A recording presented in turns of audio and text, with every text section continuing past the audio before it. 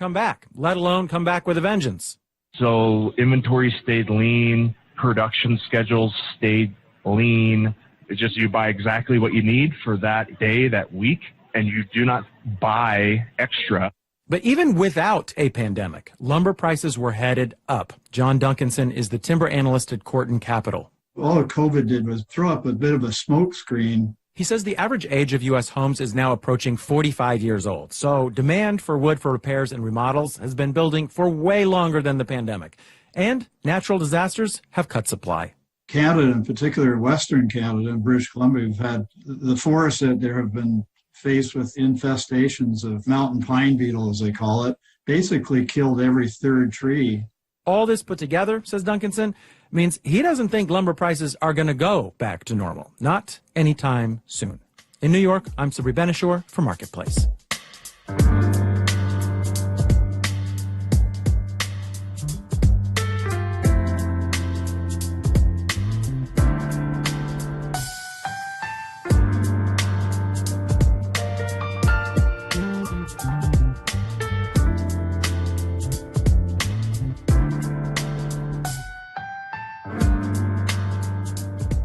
Coming up. The truth is, America has its own interest in this deal. Welcome to politics. But first, let's do the numbers. The Dow Jones Industrial Average dipped 123 points, 0.3% to close at 34,077. The Nasdaq sank 137 points, nearly a full percent, to finish at 13,914.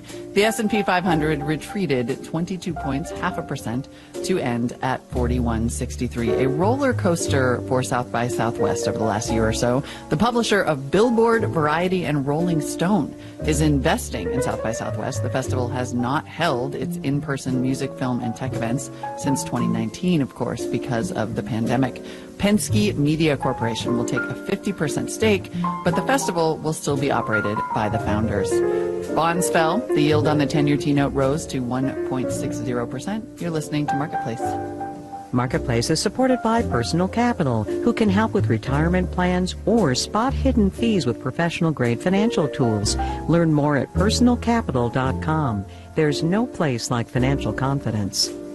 And by WorkHuman, HR's future and how to pioneer the human workplace will be explored at WorkHuman Live Online May 18th. To join WorkHuman in tackling HR's most pressing issues, workhumanlive.com.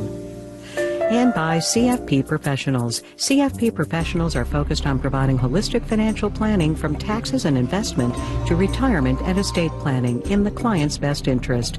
Let's make a plan.org.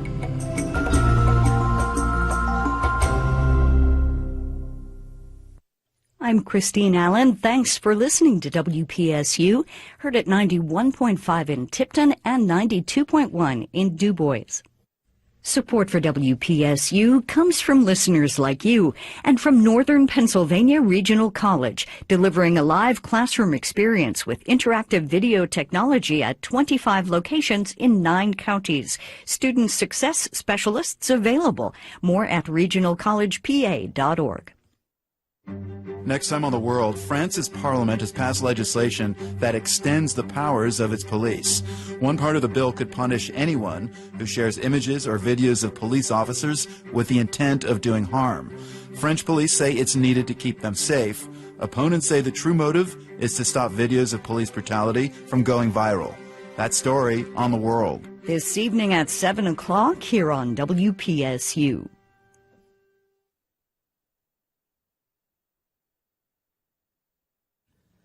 This is Marketplace. I'm Molly Wood. A little more on housing and how home ownership in the U.S. starkly reflects the racial economic divide. At the end of 2020, the home ownership rate among white Americans stood at about 74.5%, while just 44% of black Americans owned homes.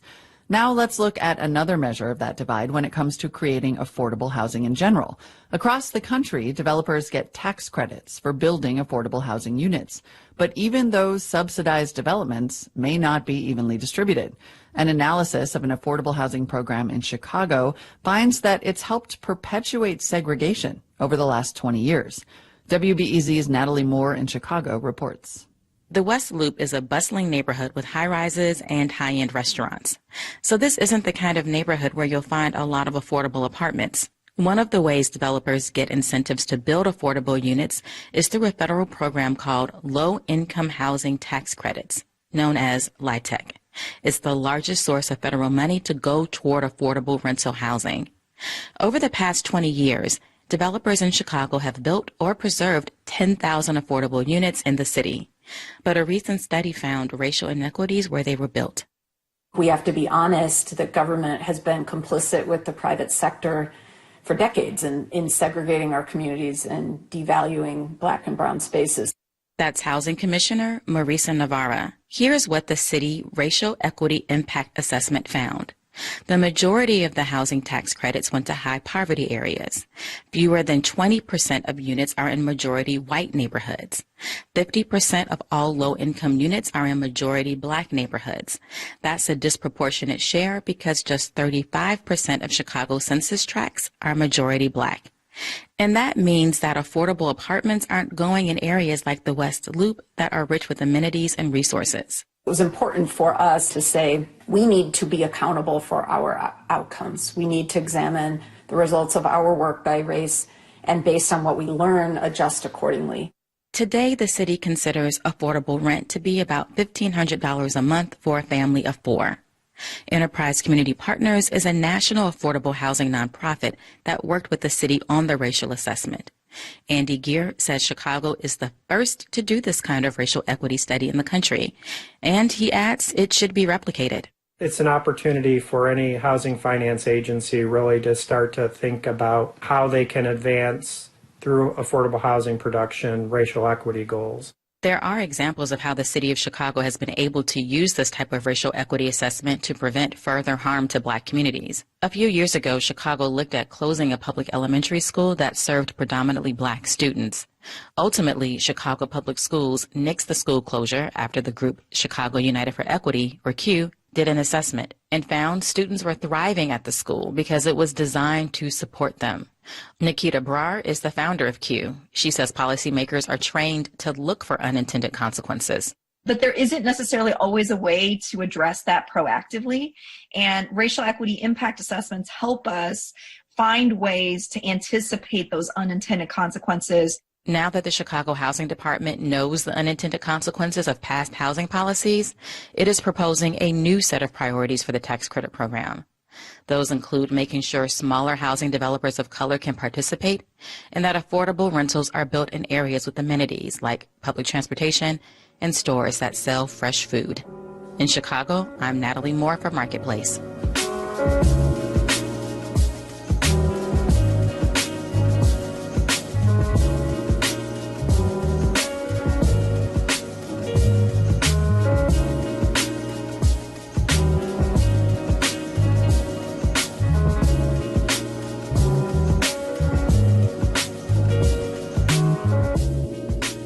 The U.S. is pushing back hard on Russia's aggressive foreign policy, which has gotten even more aggressive in recent weeks.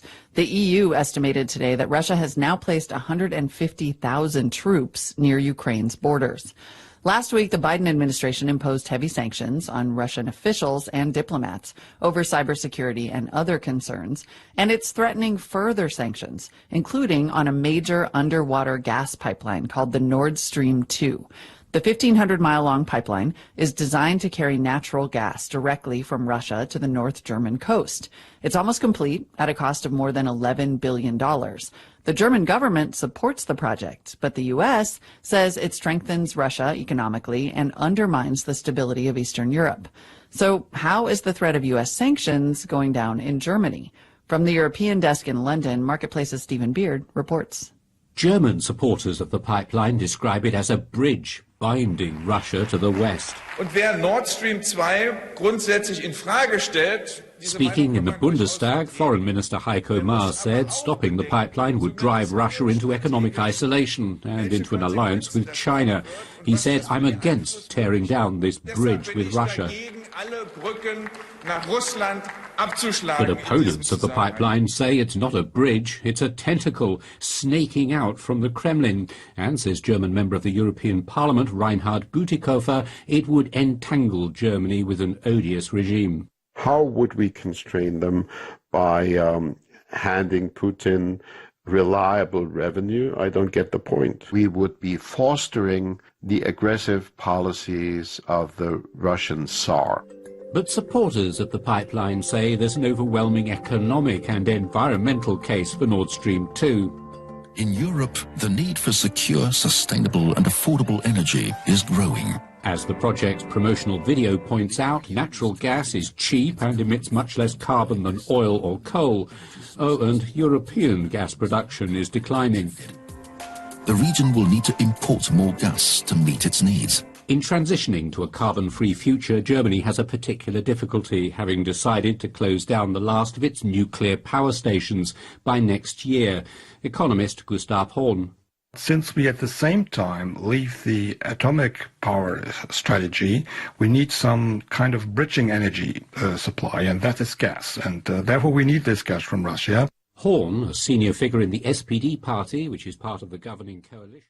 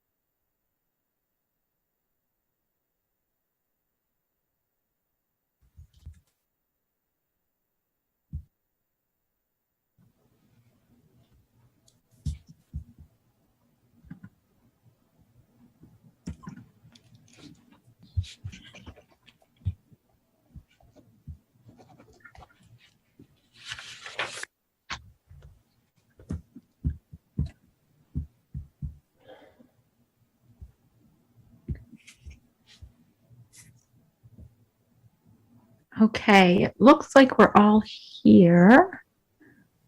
We're waiting for one or two more people.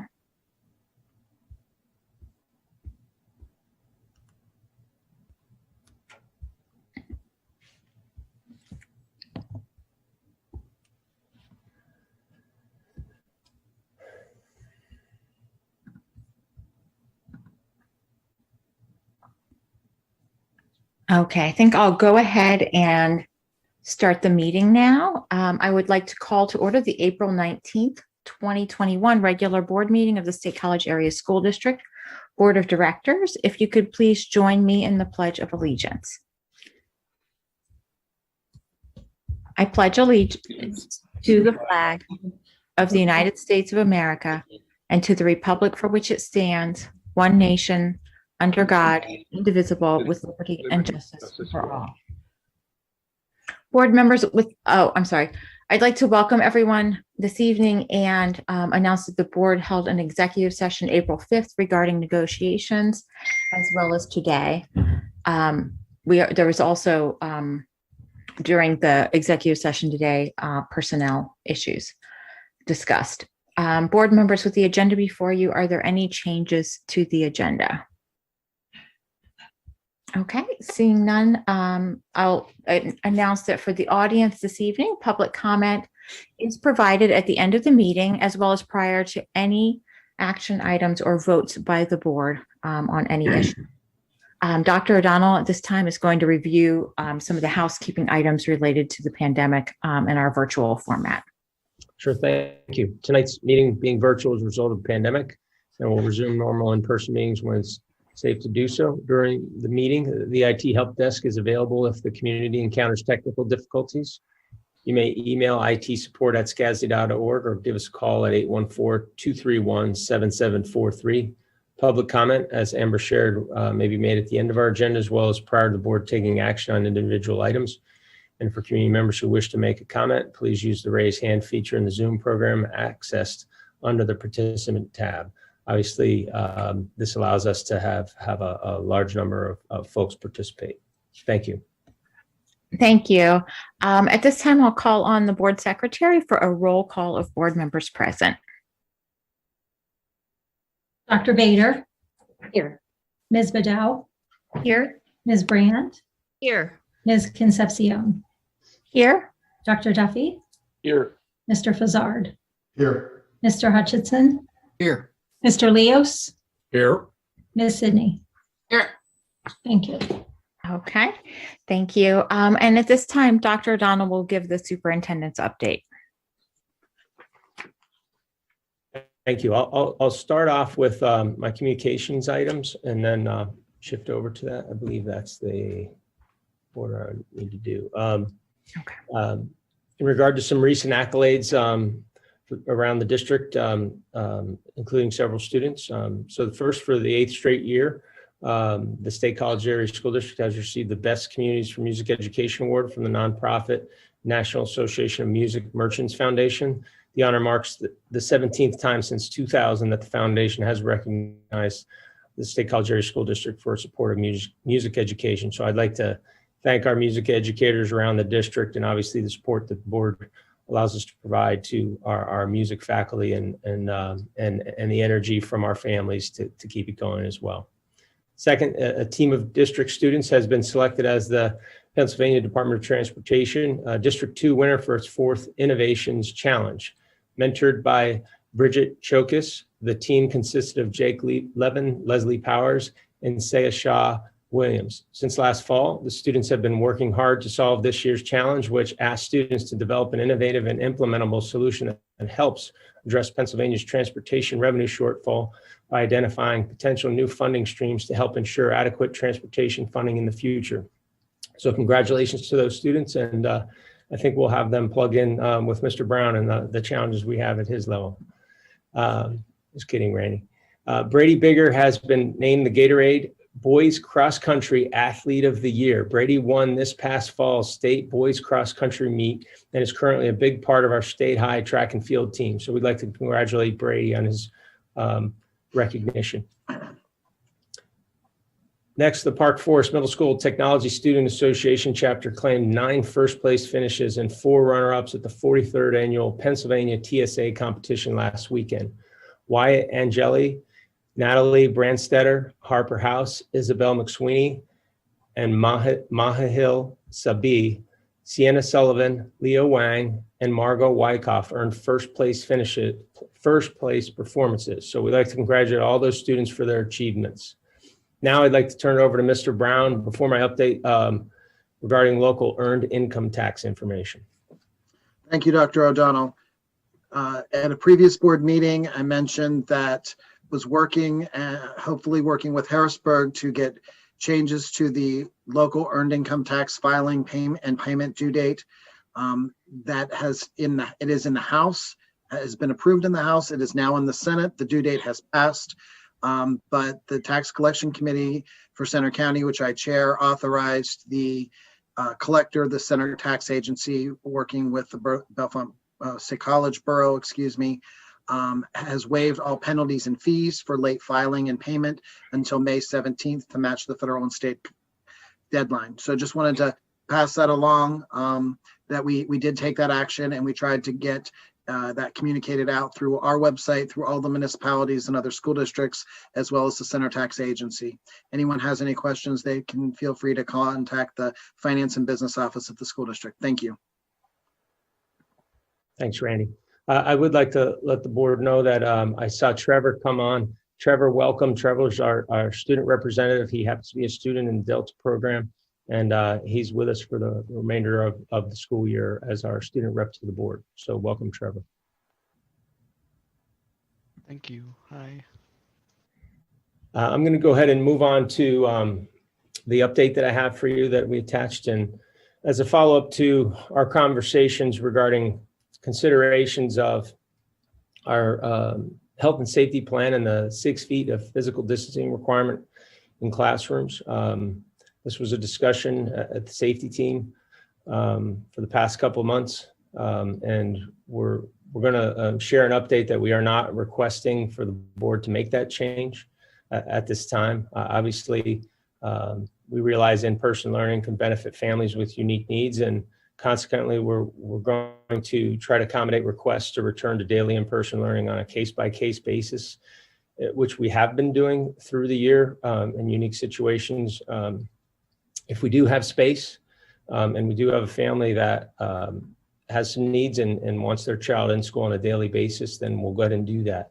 But we are not going to request a decrease in the 6 foot physical distancing.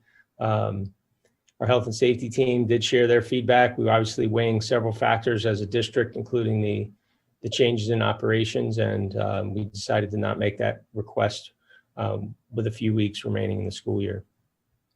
Had we decreased the physical distancing in our schools, we'd most likely have seen an increase in quarantining students. I mean, we've seen that in our neighboring districts due to close contacts, and that was a concern for disruption on the home stretch run. Obviously, with the cases we've been seeing, early April is one increase in cases that we didn't anticipate at the health and safety team level. One benefit of keeping our distancing rule, we're going to lessen the risk of students missing both in-person learning or their important end of the year events, including those such as prom and graduation. Looking ahead, our K-12 daily in-person learning remains our goal for the fall, and we have a planning update on this evening's agenda, and both curriculum directors will join me for that. Beyond our fall education model update, we know vaccinations are crucial to implementing our plans for next school year. And to that end, we are working to provide our high school students ages 16 and up with an opportunity to register for a Pfizer vaccine. In partnership with Center Volunteers in Medicine, we will be hosting community clinics on April 26th and May 6th on our high school campus. As part of the clinics, CVIM will allow us to have high school students to register for those vaccinations. We will be emailing details about these clinics and other local vaccination opportunities to families in the near future.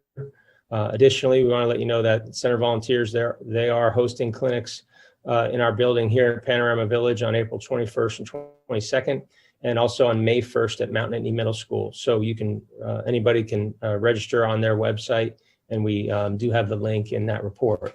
as I said earlier, we're going to go ahead and make sure we send out all the information, and obviously families with students will have to check to make sure it's the Pfizer vaccine. And as you know, the federal government is considering extending the age range downward. So should that change, we'll collaborate with our local partners and try to assist in that process to make it easy on families for that access. So that's all I have at this time. If you have any questions, I'll take them. Questions from the board? I'd just like to extend how grateful our community is for the district's work on making sure access to vaccines has been smooth. I think the way that the district administration has been very proactive on the vaccination efforts has made a huge difference in our community. So, and I know it's been a lot of work on your part as well. So thank you. Well, thanks. And there's a lot of people that are involved, and Center Volunteers has been a wonderful partner. They have some wonderful leadership there. And so with that said, we have, we know that's a big impact. We've been watching our employees who've been vaccinated, and, we're just not, we need to help continue that if we're going to realize a more normal experience in the fall. And as I'll share later, that's our goal. We're not offering a hybrid model within our update. And we just want to be clear, we don't want to put our students and faculty through that. And in the route to in-person learning is what we want to focus on. So thank you. Yeah, and the availability of the vaccine for a lot of our high school students in the very near future is enormous, reason to hope for more normalcy soon. So, Gretchen? Yeah, big appreciation to everyone involved, CVIM, SCASD. This has been just phenomenal. I just have a quick question, Bob, something that you just said. You said that the federal government is going to allow, having discussed, I can't remember the way you worded it, but lowering the age. And I was just wondering if you could give any details about what you've heard. Thanks. The only thing I've seen is what you've seen in regard to the FDA's considering, I believe it was 12 and up for the Pfizer vaccine. I believe Moderna may have made a request. I'm definitely not the authority on the status on that. But I do recall in a recent health safety team meeting, that was a discussion, and I've seen the Pfizer information in the news. I looked earlier today, but did not see a timeline other than expected to be soon. Has anyone seen anything different on that? No, but the way you worded it, I was hoping that you had heard something. Yeah. But I'm just very hopeful. That's all. So thank you for the update. I'll text President Biden right now and see if he's got one. No, I don't. We don't have any details on that. Sorry about that. I do have one detail that I heard from State College Family Medicine, which is that Moderna is going to follow Pfizer about 2 weeks. And that was from a conference call that one of those physicians had was on with Moderna. So whenever Pfizer comes out, apparently Moderna's for 12 to 15, Moderna's going to be 2 weeks after. Great. I really appreciate the district's efforts to make sure we have opportunities for those students to get vaccinated as soon as possible. Everything we can do to help with that. Well, the physicians on our health and safety team, the center volunteers, we're looking at a solution. Justin Hetrick and the IT staff is looking at a solution through our hack system so that if we are doing the clinic, we don't have to have parents come on site for that. Randy, I think we're still working forward with that, planning to try to make it easy for families in our. Yes, that's correct. In fact, the communication to families should go out tomorrow sometime. Thanks, Randy. Wonderful. Great. All right. Dr. O'Donnell, anything else for your update? No, thank you. Okay. David and Lori, then, do you have a legislative update? Thanks, Amber. I'll be a few things here quickly. One, the State House of Representatives recently passed House Bill 605 that provides limited protections to schools from frivolous or opportunistic lawsuits alleging exposure to COVID-19. That bill is now in the Senate Judiciary Committee. Senate Bill 312, both of these refer to information requests, would allow agencies such as school districts to charge reasonable fees, which can be assessed for the search, review, and compilation of records which are requested for commercial purposes. And then there's also Senate Bill 552, which would create a new process by which agencies may petition the Office of Open Records for relief from a vexatious requester. And then finally, the Pennsylvania Public Utilities Commission has created advanced education brochure explaining the soon-to-be implemented emergency broadband benefit. The EBB gives qualifying households money to buy internet service or equipment to use internet if they are eligible. And that's what I have. Thank you. If I could just add to the EBB point that David just made, this is what we had talked about a couple of months ago with regard to reduced costs for broadband and computers. And it is supposed to be in addition to the Lifeline program. It's not replacing the Lifeline program. And while the program isn't activated yet, they're expecting this money to go quickly. There's $3.2 billion for eligible consumers through internet service providers. And so you can go on the fcc.gov website to find information and to get in on it quickly. Essentially, the people who are eligible for this will be people who are eligible for free or reduced lunch. And also for university students, by the way, families, if your students are receiving Pell Grants, you're also eligible for this. So it's a really important program for members of our community, I'm sure. And then just a couple little pieces that I'd like to add. There's a House Bill 1013 that would require CTE certifications on high school transcripts. So basically this would take the form of an inclusion of an industry recognized credential attained by a student that would be included on their high school transcript. There's also House Bill 602 that would establish the Career and Technical Education Investment Incentive Program, which would provide tax credits to businesses that contribute to career and technical partnership organizations. So there's a lot for career and technology education. And then just a couple more things. House Bill 358 would allow charter schools of all stripes to offer dual enrollment programs for their students, which means programs associated with universities. And then lastly, House Bill 1014 would require school districts to permit students in home education programs to participate in any co-curricular activity that merges extracurricular activities with a required academic class. So think of like band or orchestra. And it would allow a student to take up to 4 academic courses at a time. And it would permit homeschool students to attend career and technical education programs. So all of those are floating around the House and Senate. So that's all. Thank you. Thank you, Lori. Any questions from board members? Okay. Gretchen, do you have a COG report? Yeah, the general forum has not met since our last meeting, but the micro group for the solar purchasing power agreement did meet to look over the RFP, the request for proposals for the last time before it goes out. And I just thought I'd give a quick update on the timeline for that.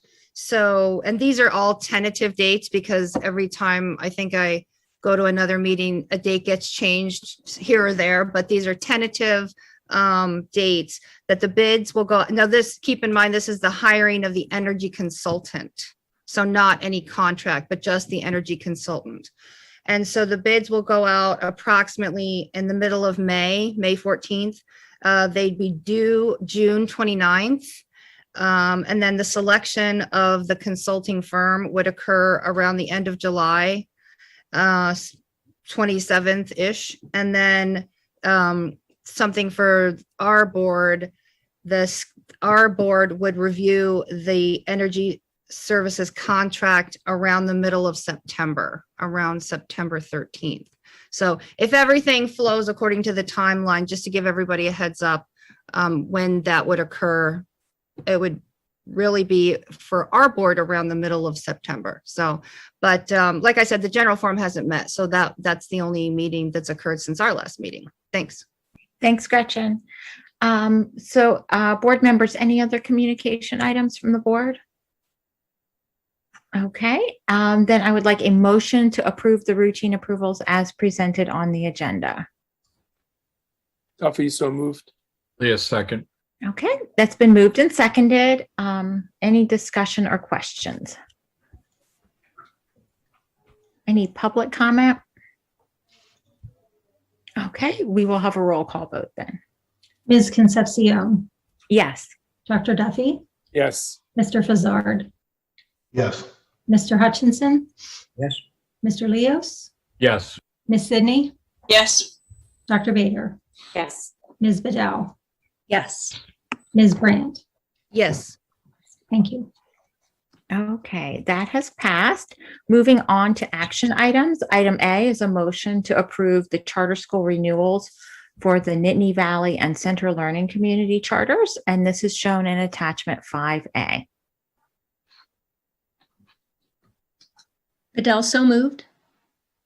Sydney, second.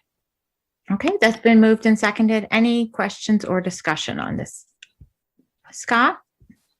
Yeah, just real quick. I mean, I'm going to be voting against these renewals, and it's really less about these specific institutions as it is, you know, the legislature and Harrisburg simply has to make some progress on charter renewal. And, you know, if we continue to just, you know, renew the charters year after year without pushing it back to Harrisburg to, you know, force their involvement or force them to override or whatever it might be, you know, I would just like to see us put, you know, more pressure on Harrisburg to make some meaningful change. So that's the reason that I'll be voting, you know, against these renewals, because we have to have meaningful charter reform at the state level. Thanks. Okay, thanks, Scott. Any other discussion? Okay, any public comment? Okay, we will have a roll call vote then. Dr. Duffy,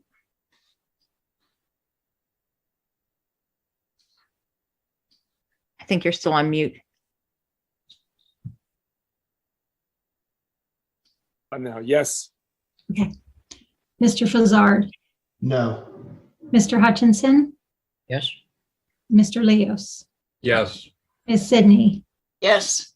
Dr. Bader, Yes. Ms. Bedell, Yes. Ms. Brandt, Yes. Ms. Concepcion. Yes. Thank you.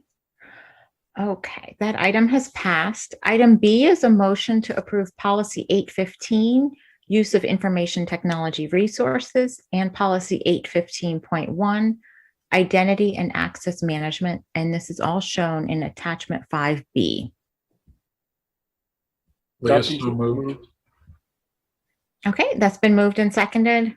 I didn't catch who was the second. Duffy, maybe? Okay, great. It's either Dan or me. Yeah. Sounds good. So that's been moved and seconded. Any questions or discussion? Okay, any public comment? Oops, I'm sorry. Jim? Yeah, I'm sorry, I didn't get my hand up. No, just so you know that the CAC for Technology was reviewing the regulations that go along with these policies. So the 815.1 R, which is the regulations that go with it. So we gave some useful feedback to Justin the other night. So maybe incorporate it, and then we're going to see a second draft of that for our next meeting. Okay, thank you. Okay, any public comment? I see Maribel Gonzalez, hand raised. If you would like to speak, you may unmute yourself.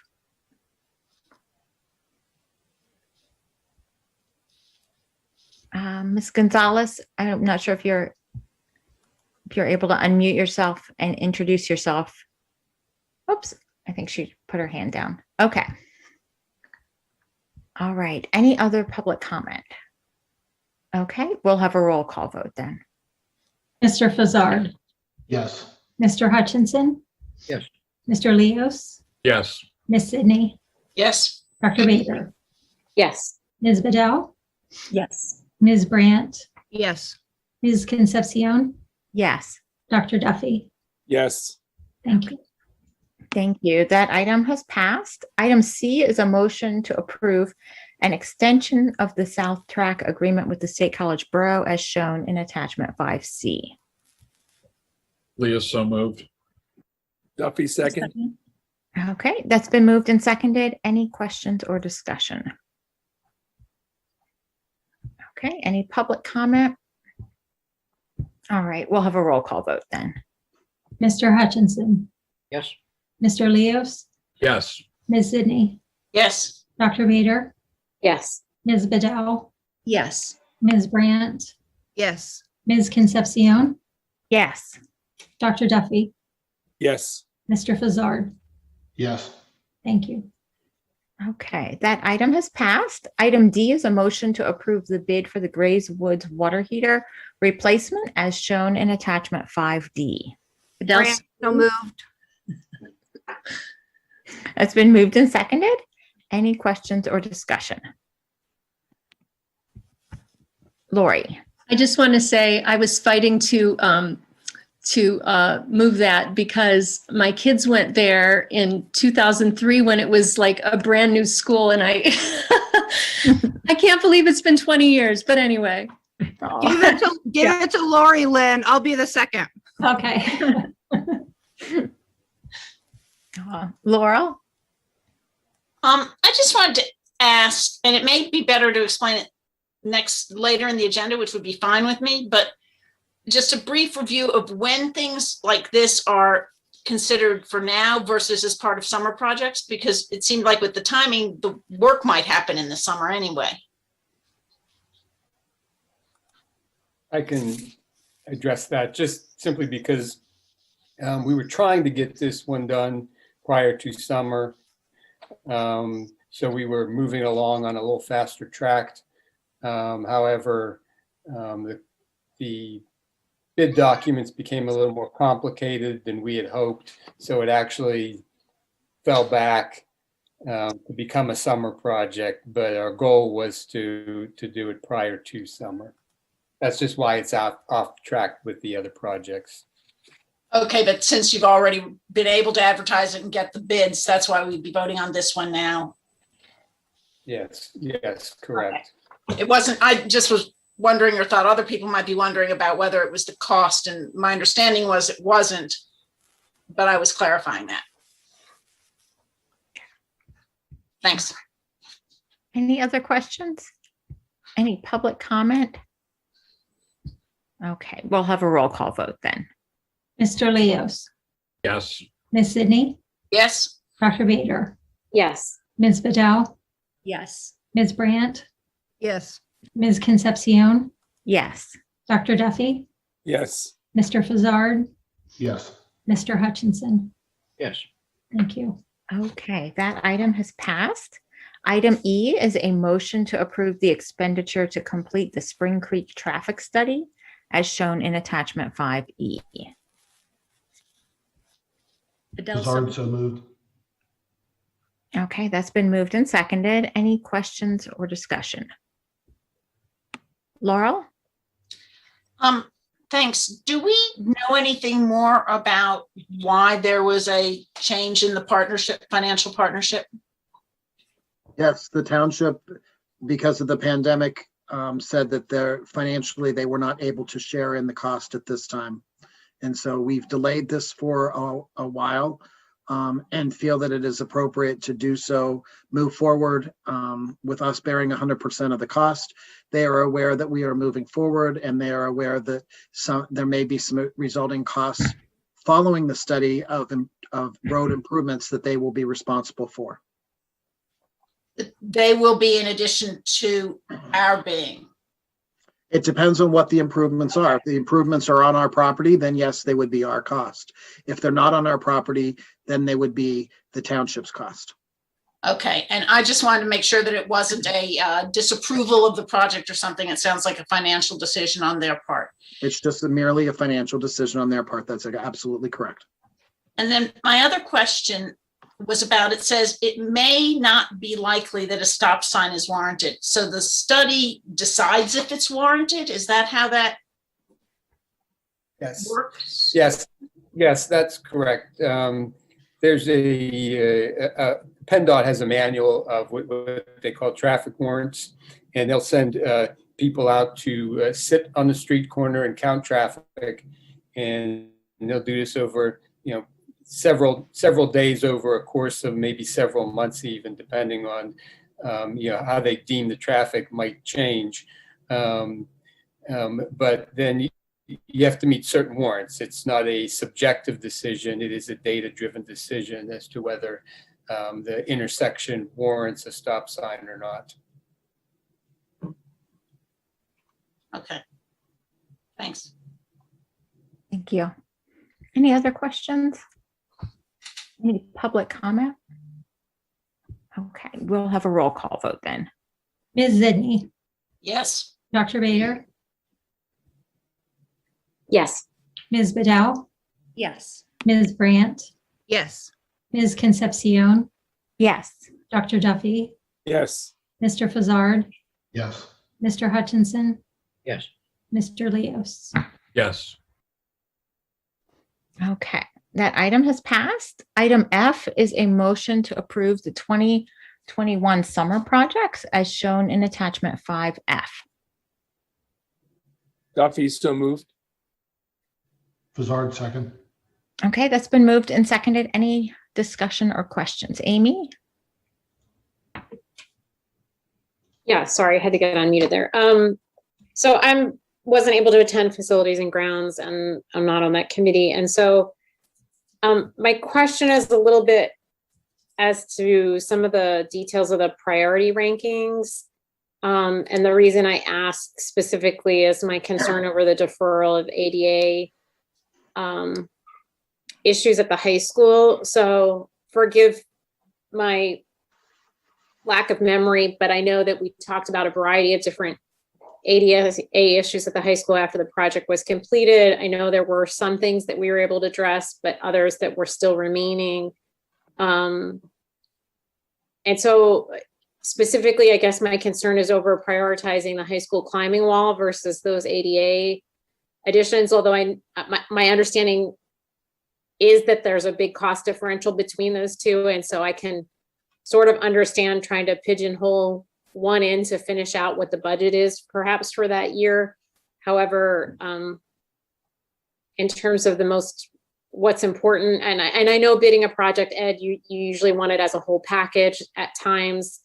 But I'm pretty concerned that, with the high school being done for such an extended period and then to defer that even farther is not really the message I want to send to that community. About how we value their ability to traverse our campus. So that's my concern about the memo as it's currently prioritized. Ed, I'll take this one, and if I step out of turn, I'm sure that you'll correct me. This is mostly a financial decision as well as a capacity decision. The finances may be able to be overcome, but the capacity upon Mr. Poprick's retirement later this year, and then also with Mr. Little's resignation that you approved in your human resources report, I'm very concerned that without proper supervision internally, and the fact that we haven't yet started the study and the development of those projects, that we wouldn't be able to get them completed again yet this summer. Ed, have I misspoken in any way? No, I think that's accurate. Just thinking specifically about the climbing wall that you mentioned, Amy, we had bid that project once and had bids in hand and elected to step back from it. So reissuing that back to the bidders for updated pricing is going to be pretty quick and not require a lot of effort, and it is a curricular issue. So that was some of the logic towards putting that back into the B list. I'll comment the bus garage paving that we have at 150,000 is not enough to complete the entire project. It's to do the worst of the project. We can get a price on 2 phases there, but there was, a lot of issues that went into pulling this list together. And I understand your concern about the high school ADA, but as Mr. Brown said, there's a lot of work to get the project completed in a bid form, and we're pushing up here pretty quick on some deadlines.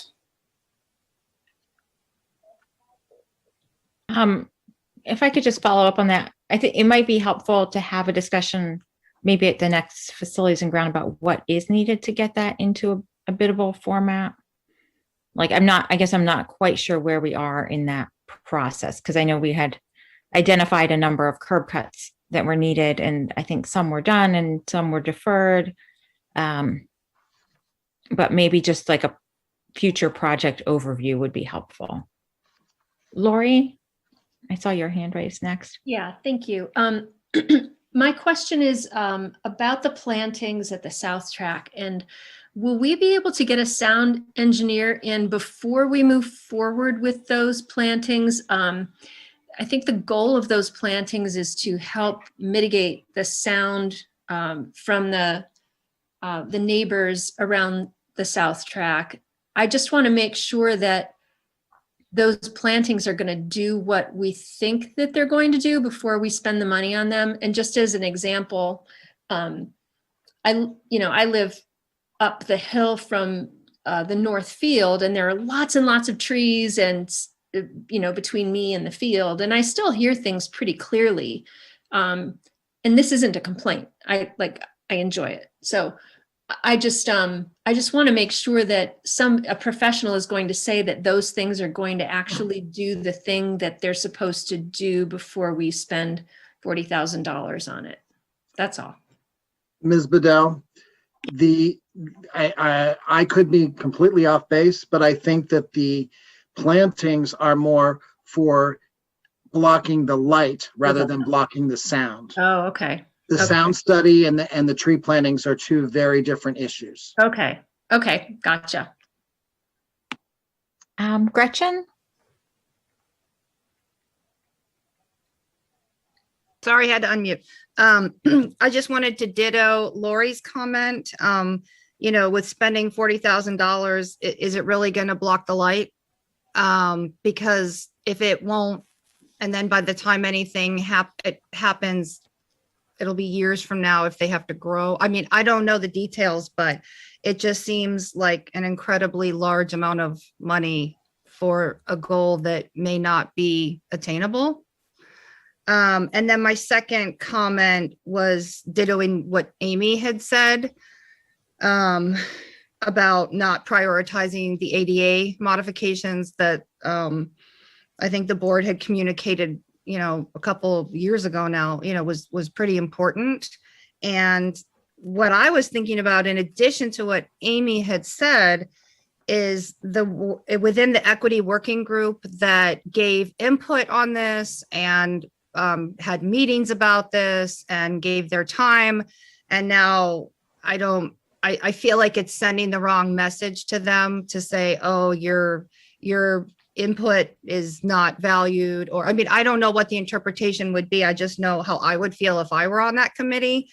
And there's lots of reasons why we're being told it can't be done, but this is really, as others have pointed out, an issue of equity, an issue of people being able to go across campus and not be able to do that. And so efficiently or fairly. So yeah, and then ditto what Amber said, is there a way to get this back on an agenda so that maybe it could actually happen sometime soonish? Okay, thanks.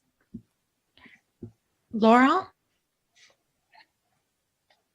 Ditto the comments and concerns about the maintenance, and wondering what it means if we approve this without that if we approve this and move it to priority B, because my understanding is we're only doing the bidding for A and B,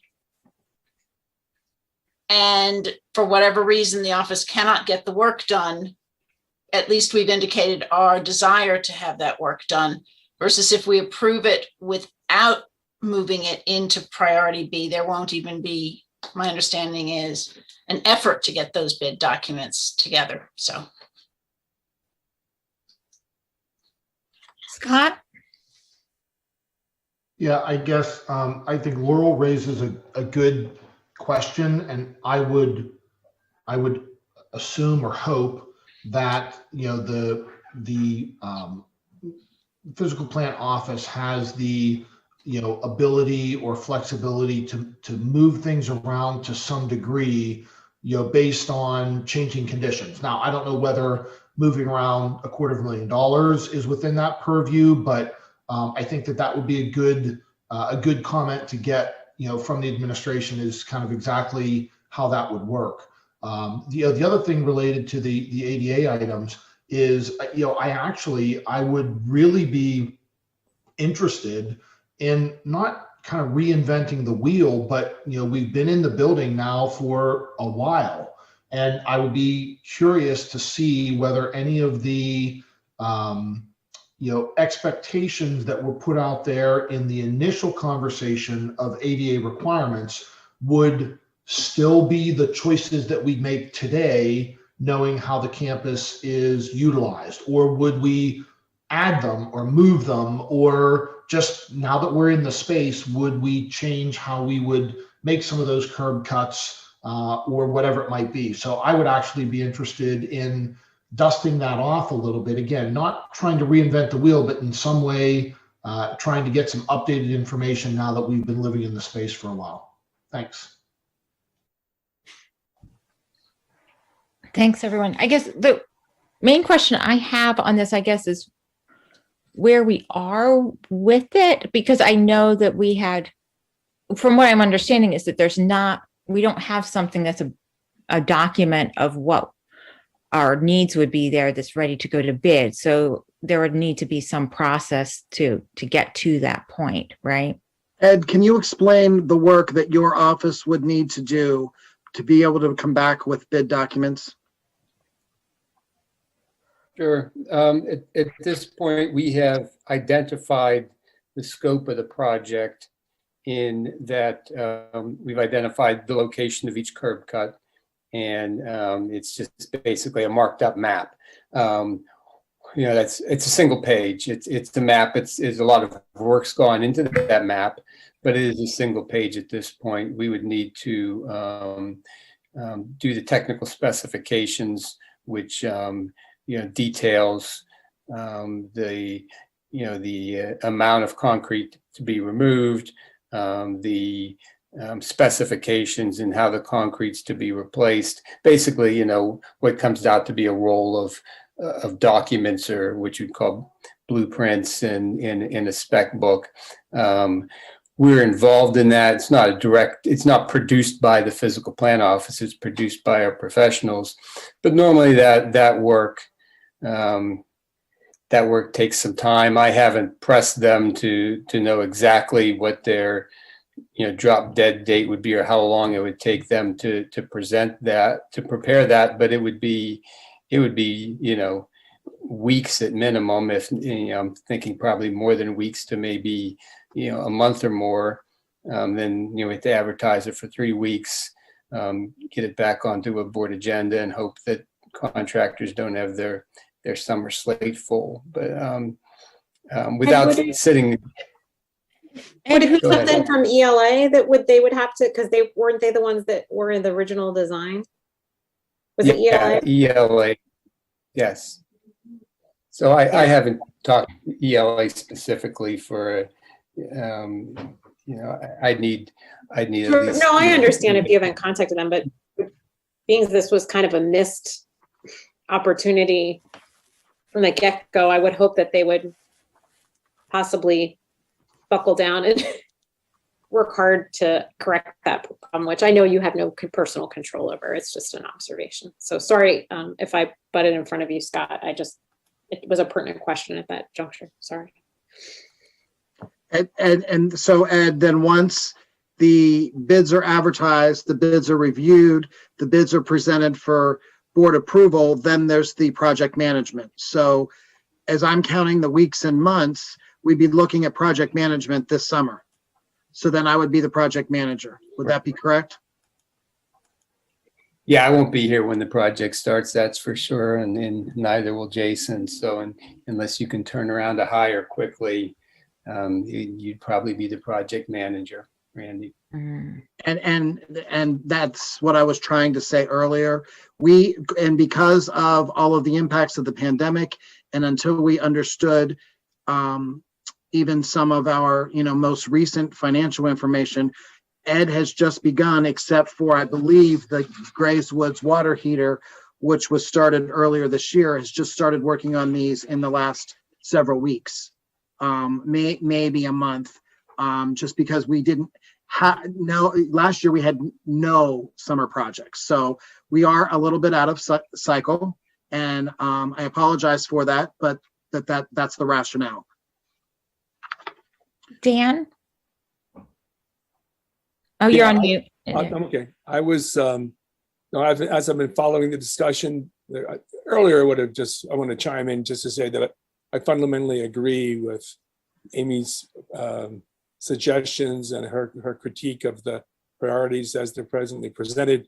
But I also understand the limitations on the part of the administration, given the personnel changes we're anticipating, it's pretty late in the process to start thinking about making this a summer project. What I would propose is that, and this comes under the heading of getting into the weeds. What I would propose that we make the board, in a sense, encourage, if not charge, let's say encourage the administration to have this project, the full extent of these curb cuts resolved next summer. In a sense, we got a pass with the pandemic because some of our activities were reduced. The need for the facilities has been reduced, but I would suggest that I would ask, and I don't know how formal we wish to make this, but I think if it can't be this summer, then it really ought to be the following summer. And especially because we'll have some turnover in board membership. And I'd like to be certain that this is taken care of. So I'm proposing that to the board to set an expectation that this will be completed, if not this summer, then next summer. Dan, in response to that, I guess maybe I would suggest this might be a facilities and grounds agenda item in the near future. One of the things I'm concerned about is making sure that we retain the institutional memory of, particularly Ed Poprick, before he retires, in terms of what was needed on this project. That'd be great. That makes sense. We don't lose track of Sure. of what the concerns were, and we get it memorialized. It seems important. Which fits in with my thinking about board turnover too. We won't have a complete a similar membership by next summer. So anyway, or will we? No, we won't. Not by next summer. Right. Okay. Thank you. Okay. Thank you, Dan. Anyone else with questions or feedback on this? So I guess just to answer Laurel's question was, Laurel, are you there? The fundamental concern that if we approve this with that as an item, as a C list item, that we're yeah, that's my whether question. we want to give any further direction on prioritization moving forward with this. Right. And that's, I agreed with Dan's thoughts, and I'm wondering if you could, maybe you or you in consulting with Scott Etter, how we should word that, how we, I think, memorialize that idea of how high a priority it is if we approve it as written. Okay. Scott, I see your hand raised. Yeah, so I think this starts to get a little sticky, because we don't want to lose institutional knowledge, whether it's Ed or goals of the board. But yet, on the other hand, one of the things that I think that we've been very good at over the years is not tying the hands of future board members as well.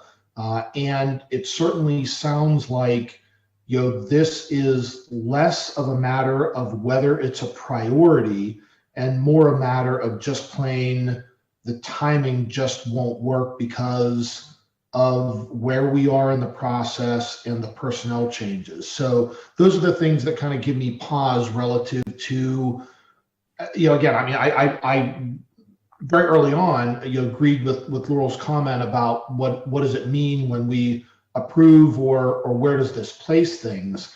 I'm just not sure how to put something in place. And I guess, Amber, I would go to, I guess I would support what I think your comment or recommendation of making sure that of the board basically placing this as a charge to facilities, to that committee to evaluate this so that it is something that gets memorialized at the board and or committee level. So. And maybe that might include, working with ELA in the near future to start doing some designs, even if we're not ready to, even if it's not possible to do the project this summer. But that could be a committee discussion. Gretchen? Yeah, just really quickly, Scott, you made me think about something about the optics of this, because in the agenda attachment, it actually says that this is not a priority. There's the little boxes and they're checked what level priority things are. And so if you were, for example, on that committee or you care about this issue and you're reading through the agenda attachment, there's nothing in it about personnel or Ed leaving or Jason leaving. It just says that this is, I believe, a third tier priority. And so that has a certain sting to it, I think, when you're looking at that agenda attachment. So anyway, thanks for triggering my mind to realize what that must look like. Thanks. And I think it's more a matter of the size of the project and how it lines up with who having available personnel than the prioritization, but clearly that's how it comes out in the chart. Amy? Yeah, I guess being the co-chair of that disabilities work group that has been referenced by a couple board members, yeah, there is a concern on my end about, and not just the optics. And so I guess, we are where we are. And if it's not logistically feasible to create a situation where it's going to, regardless of the funding piece, that we could logistically accomplish this project this summer, then whether it's a formal charge or not a formal charge, I guess my request would be an effort to prioritize not only, because Ed, I think this $250,000 is basically just the curb cuts. And part of that, is that correct? Or Randy, either one of you, like that dollar figure really was anticipated to only cover, I think, essentially some of that improvements to the accessibility and maneuverability on the high school campus. And there were other issues brought forth by that work group in the past in terms of discussions about door accessibility. I think there was an issue in one of the stairwells about safe rescue, and I can't recall whether that was resolved or not. But there were additional issues that were raised by some of the staff members and other people about mobility issues in the new high school. Granted, it's much improvement over our older buildings, leaps and bounds. So, and there was some discussions about having a group of the professionals that work in that building, potentially doing a walkthrough, trying to create a hierarchical list of some items that potentially needed to be addressed. And that kind of got waylaid. And then again, the pandemic hit. So I guess this is a good opportunity for us to have a discussion, whether that's a priority in general that we want to revisit in terms of not only potentially the following summer addressing the curb cut issues, but being able to prepare and start dealing with some of these accessibility issues that have been raised 2 years ago. So that would be my thought in terms of, trying to get back to that. I'll gladly talk with Randy and Ed. I mean, Randy's been offline running clinics for the last 2 months. I totally Maybe know. we should have written the memo differently, but with Ed leaving and Jason's leaving in a couple weeks, so I apologize. I don't think it's appropriate to be as a second tier priority by any means. We don't want anybody to have trouble on any of our campuses. And but I just, as I'm listening, I just want to clarify the key person over the planning above Ed is the person who's been running clinics on weekends left and right. And so I just want to point that out. No, I'm that's not any part of my, it's a lot of moving gears, and clearly we've lost focus on this one. And so this is a good gut check that we maybe need to circle back and make sure that doesn't happen again. And that's the point I'm trying to make. And that the point I'm trying to make is that this was only one part of the issues. This is not a one and done and solve all the problems. So we may need to be more thoughtful in planning out then how do we move forward from here so that we don't find ourselves in this place again in a couple of years. And that's the point I was trying to make, is that we rethink and make sure we're more inclusive as we circle back and move forward and correct this problem, but not just think that's the only one. That's the point I'm trying to make. That's all. I can guarantee you'll get a proposal on curb cuts, guaranteed. And Maybe would the best route forward be for the board to charge the policy committee to work with the administration to come back with a plan? You mean facilities committee? I'm sorry, yeah. I have it on the agenda for the next meeting, and Ed and I will be talking about it. Your comments have been heard. I can't speak for Ed, and I can't speak for to answer any of the other questions. We'll bring them back to committee. Thanks. Laurel, and then. Yeah, I just thought it was important, though I agree obviously with what we've all said, and I hear that Randy and Ed and Bob have noted it, which is great. But I do want anyone who's listening to be aware and just to confirm that we meet ADA requirements. This is something that we felt was important because of the way we want the building to be used. No, but I don't want anyone thinking that we are shirking something that is a requirement in terms of our ADA access. So I just wanted to restate that, since it may have gotten lost for people who came in later. So that's all. These are accessibility improvements, but not to meet ADA requirements. Right. Yeah, that's fair. That is, Laurel is correct. The ADA standards are very minimal. Yeah. And they're met, so. And they are met, yeah, of course. We want people to use the building, as everyone to be able to use it. So that's why we're proceeding this way at the point when we can. Yeah. Okay. Are we at a point where we're ready to vote on this then? Okay. Is there any public comment? Oh, I'm sorry. Did someone say something? I was just reminding about public comment, sorry. Oh, okay. Thanks. Is there any public comment on this matter? Okay. We'll have a roll call vote then. Dr. Vader, Yes. Ms. Bedell, Yes. Ms. Brandt, Yes. Ms. Concepcion, Yes. Dr. Duffy, Yes. Mr. Fazzard, Yes. Mr. Hutchinson, Yes. Mr. Leos, Yes. Ms. Sidney. Yes. Thank you. Okay.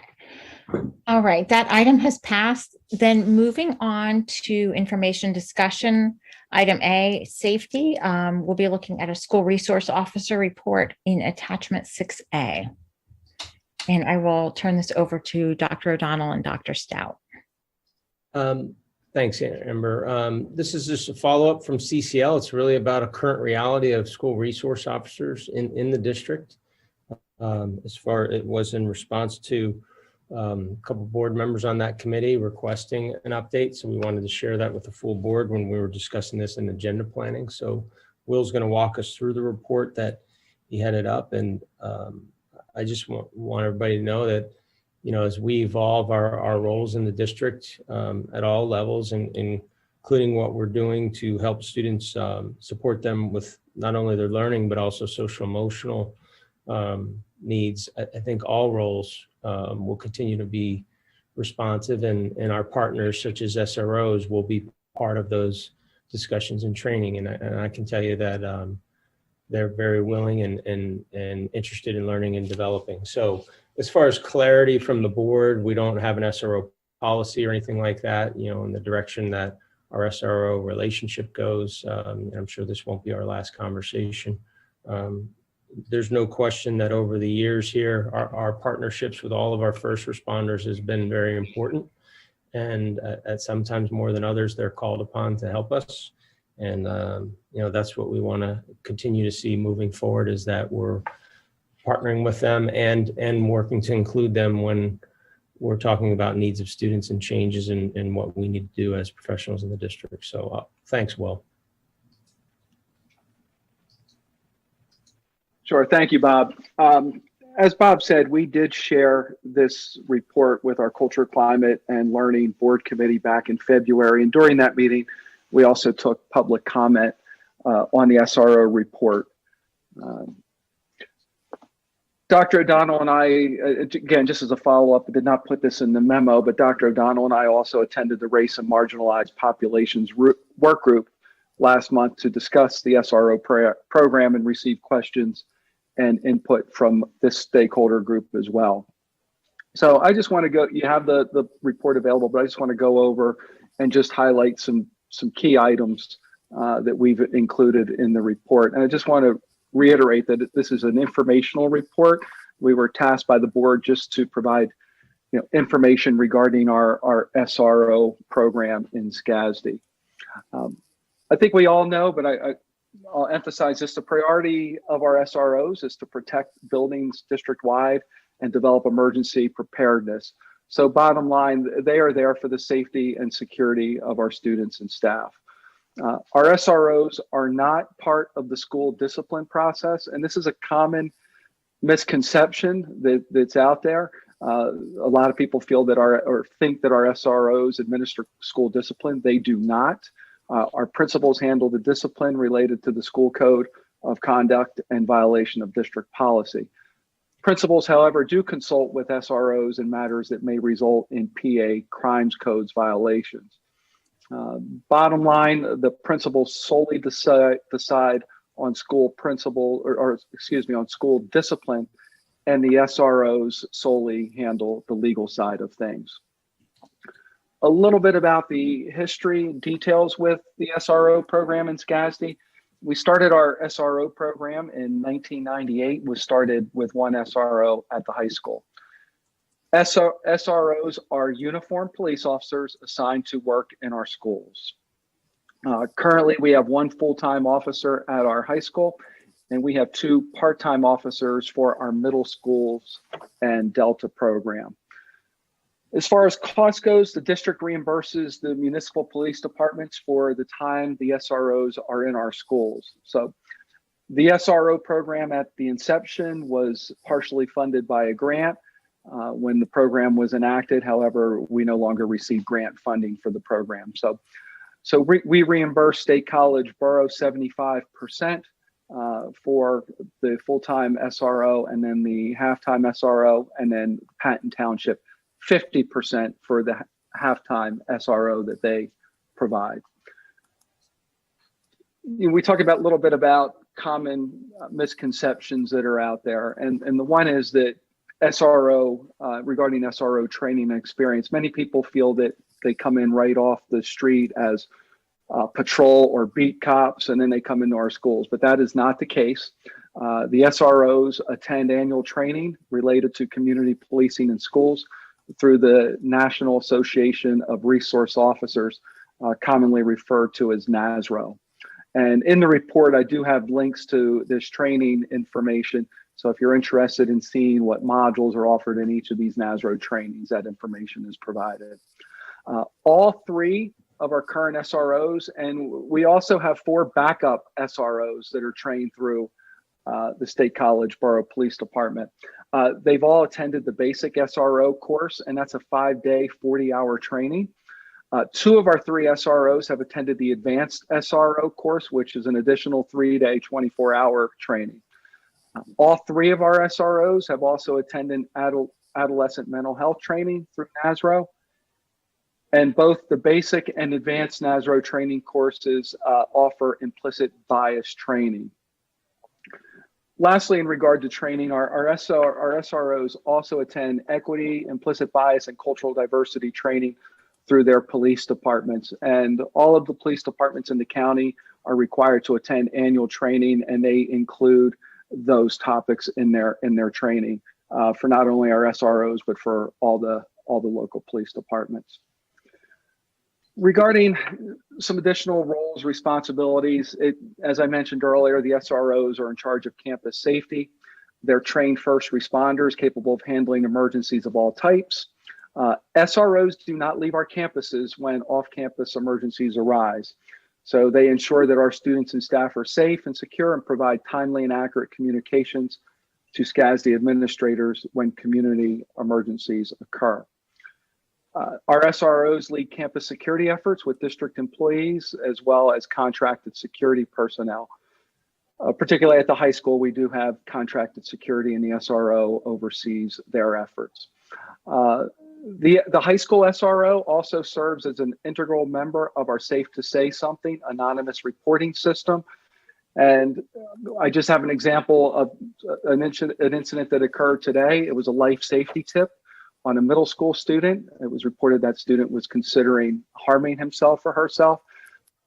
Before, and I'm the first person that's contacted on that list, and then it goes down. Before I was able to move on it, Officer Aston at the high school had already seen the tip come up in our system and was already in contact with the middle school SRO. And then I reached out to the middle school principal, and they were dealing with this situation within the first 5 minutes of the tip being reported, in contact with not only that student, but that student's parent, and put a plan in place immediately to have that student return home safe. Our SROs also have community partnerships and outreach. Our SROs work with faculty and staff in developing strategies to resolve problems affecting youth, including the restorative practices with the local youth aid panel and diversionary programs. So, and when I mention diversionary programs, for example, most times we are able to pursue community service rather than entering students into the juvenile justice system for infractions. Lastly, in the report, I included some arrest data from our Safe Schools reports that we're required to submit to PDE every year. I have the links in the report to the 3 most recent years. If you're interested in obtaining more information and looking back even further than 3 years, you can access that information through the PDE website. But again, you can just reference our report. But in the last 3 years in our Safe Schools reports, we've had 93 incidents in SCASD involving law enforcement. And out of those 93 incidents, we've only had 2 arrests of students for violating the law, I will say. So that is an overview of the SRO report. So if there are any questions, we'll take them now.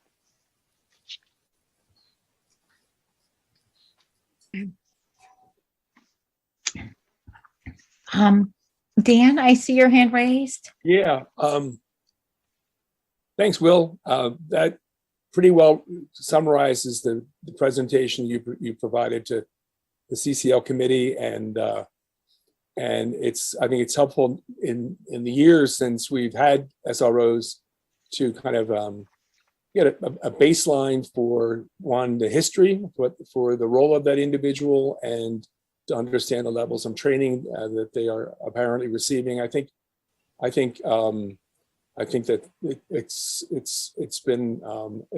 comes at a very, very important time, given the concerns that not just our community, but many communities have about the role of law enforcement.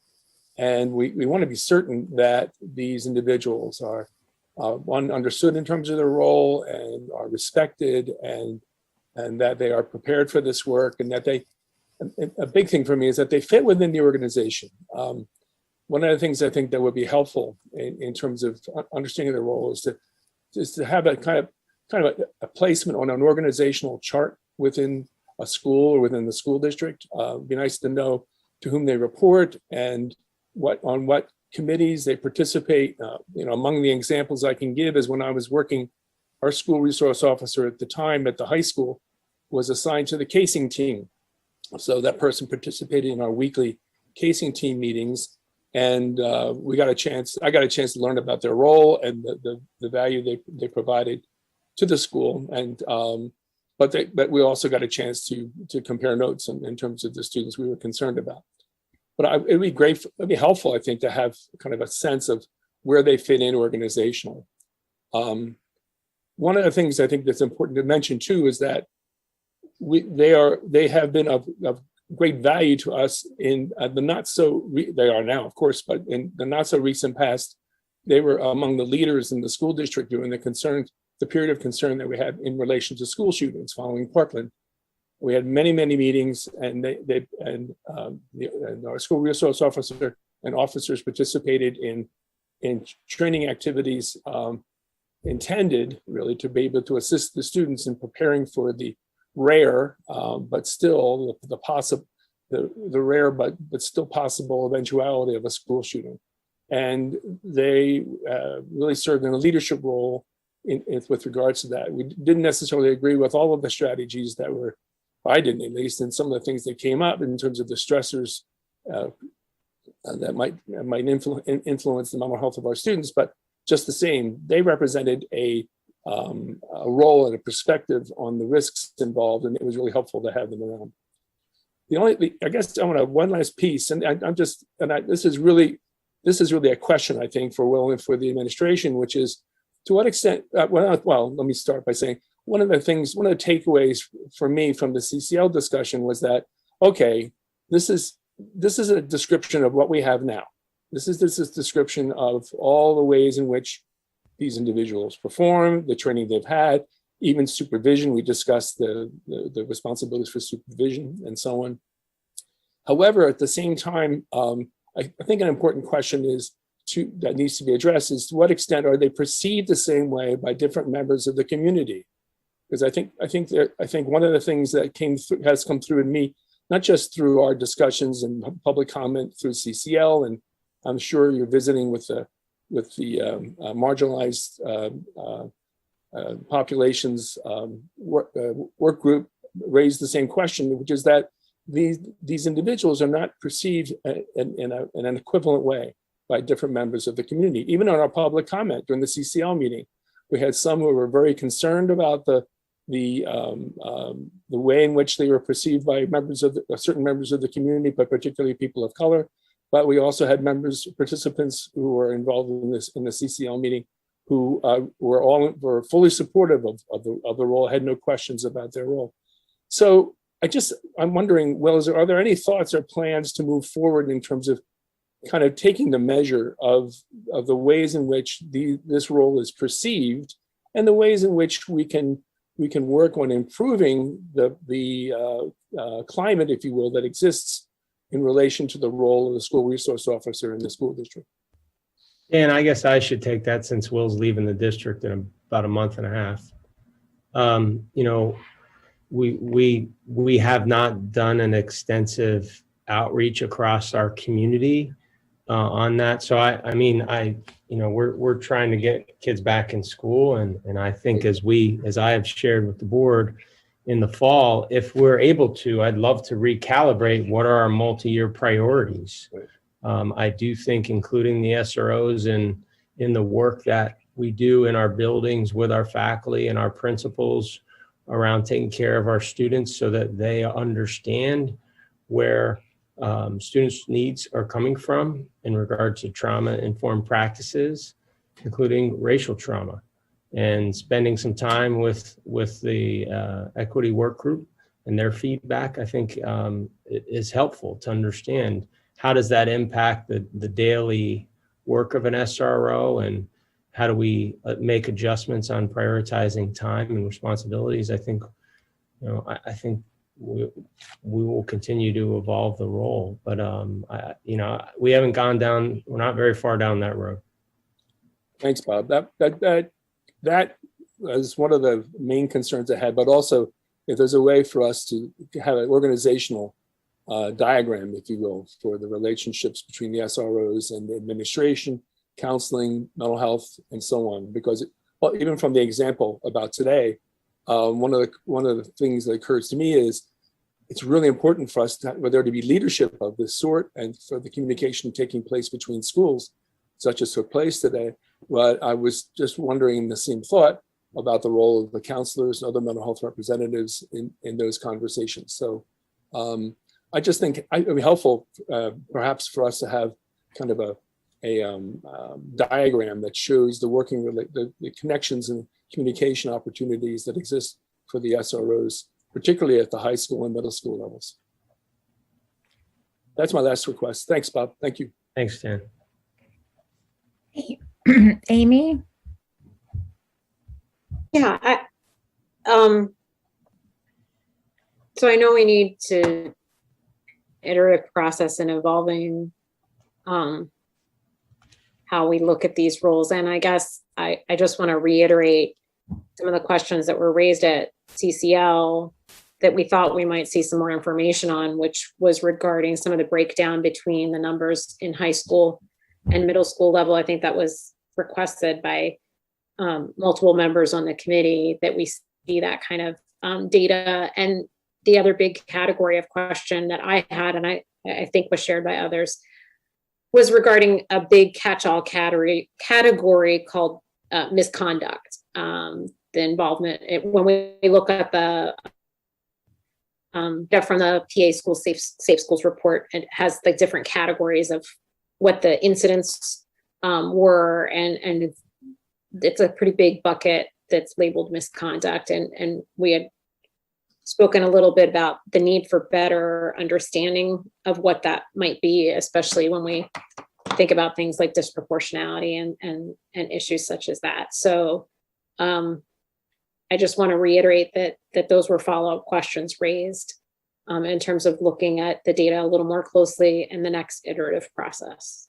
I'll have to check with Will on the questions. And so I think asking the board what they need from the administration, I wasn't able to be there. I apologize. And That's okay. I'd like, since this is going to fall to me, since we won't have an assistant superintendent, so for secondary schools, so I'll have to work directly with the principals on that. So I'll check in with Will and see what questions you have and what has gone to the state. And, Yeah, I think the state data I think if I'm correct, Will, it was a little bit lumped together, and so it was hard to parse out some of the difference between the numbers in terms of what happened at middle schools and what happened at high schools. And we thought that was an important question because it's potentially a different thought process about that role in those different levels. And so, taking that next step into kind of pulling those apart was one of the big overarching themes of a question, I think, from many on the committee. Does that make sense? Yeah, and Amy, I do have notes from the CCL meeting, and then, like I said, Bob and I were at the marginalized group, and we have notes as well. But what you and Dan alluded to are some of the questions that came up. We haven't looked into that information yet, but we're well aware of it. Okay, good. I just want to make sure. Thanks. Laurel? Thanks. There were quite a number of requests for specific information at that CCL meeting when we saw this same report. They included the disaggregated data. They included a question about how frequent there are incidents that necessitate the SRO, even if they don't make it into the report because no formal action happens. They included more analysis and disaggregation. We were told that was already being looked at and would be coming within a month. We did have a number of people speak at that meeting and raise some serious concerns. And I'm concerned that by bringing the same report back, it may appear that we did not take those we did not hear those concerns or didn't take them seriously. And I know all of us, administration and board, truly do and want to talk more about this. I think the comment about figuring out the role makes sense, because even in the example that was given today, though, I very much appreciate that an adult who heard this concern, who was also an SRO, took immediate action, who saw this concern about a student going to harm himself. I think one of the questions we've been dealing with as a nation is we need police officers for certain things, but there are other things that perhaps the best first responder is a counselor or a mental health professional. And we have invested heavily and continue to invest heavily in those personnel in our schools.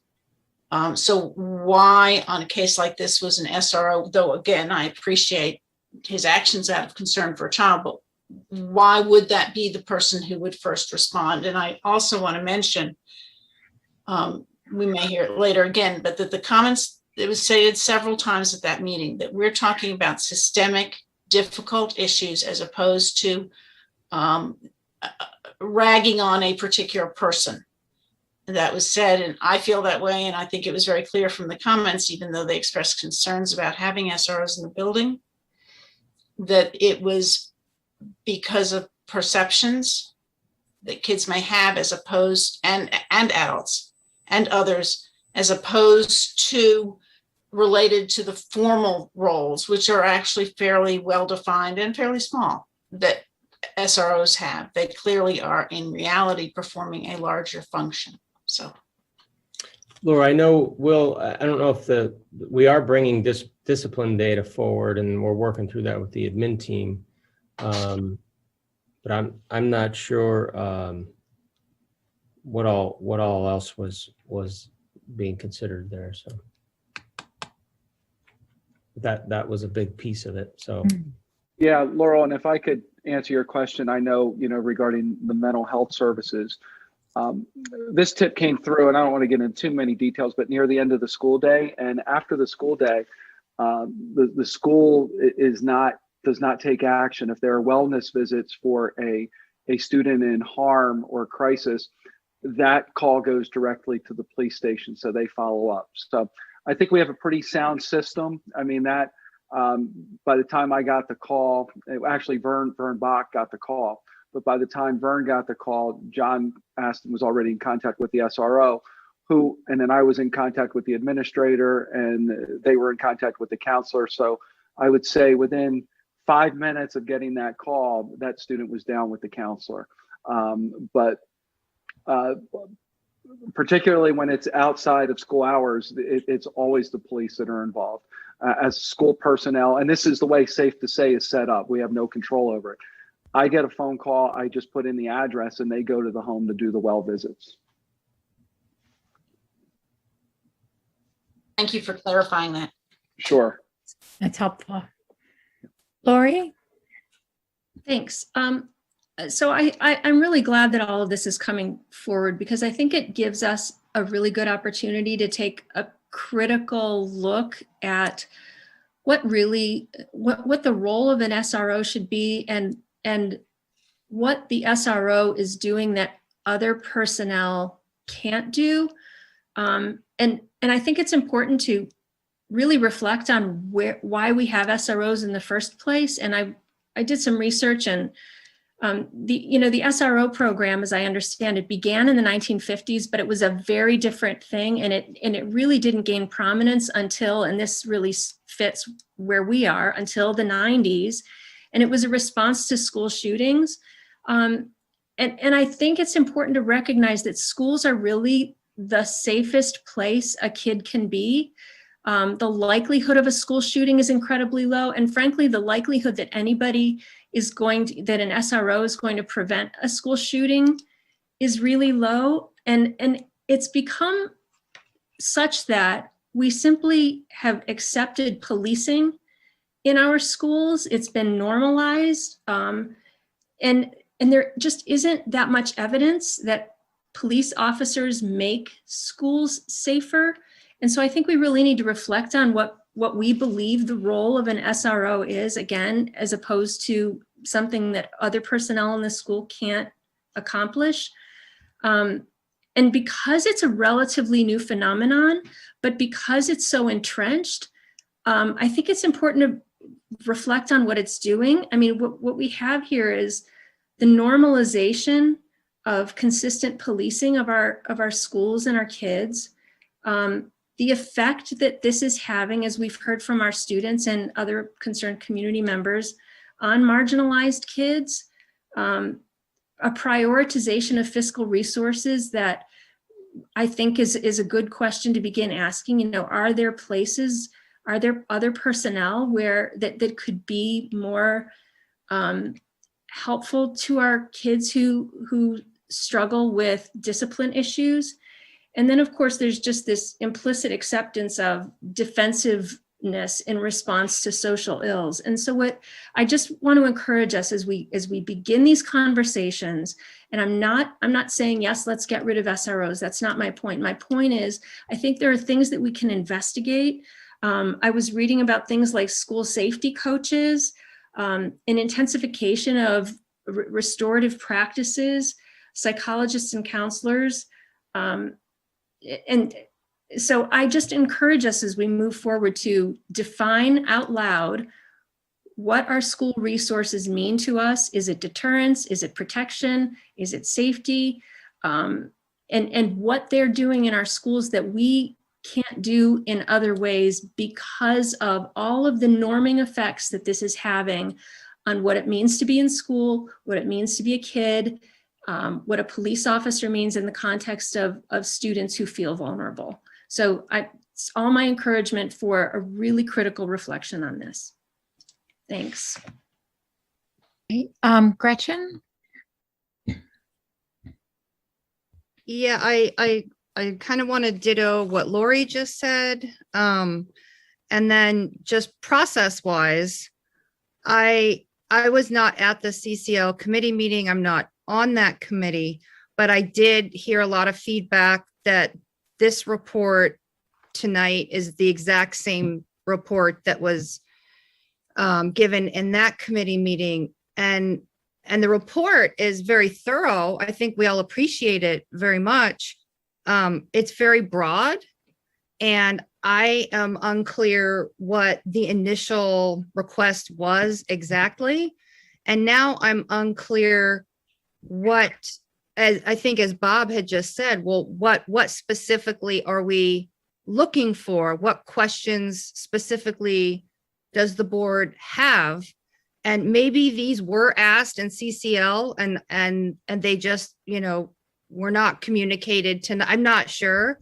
But something that Lori said that really I've thought about throughout this entire conversation, even when the board first requested the report, is something actually, Bob, that you mention all the time since I've been on the board, which is how important the relationships are with the students and the SRO. And I know that you used to talk a lot about Terry Steck and these very meaningful relationships that he was able to cultivate at the high school. And it wasn't necessarily always about safety, but just that is how he was able to get information, from those relationships that he had with kids, with students. Maybe I shouldn't say kid because some of them are 18, but just how important those relationships were.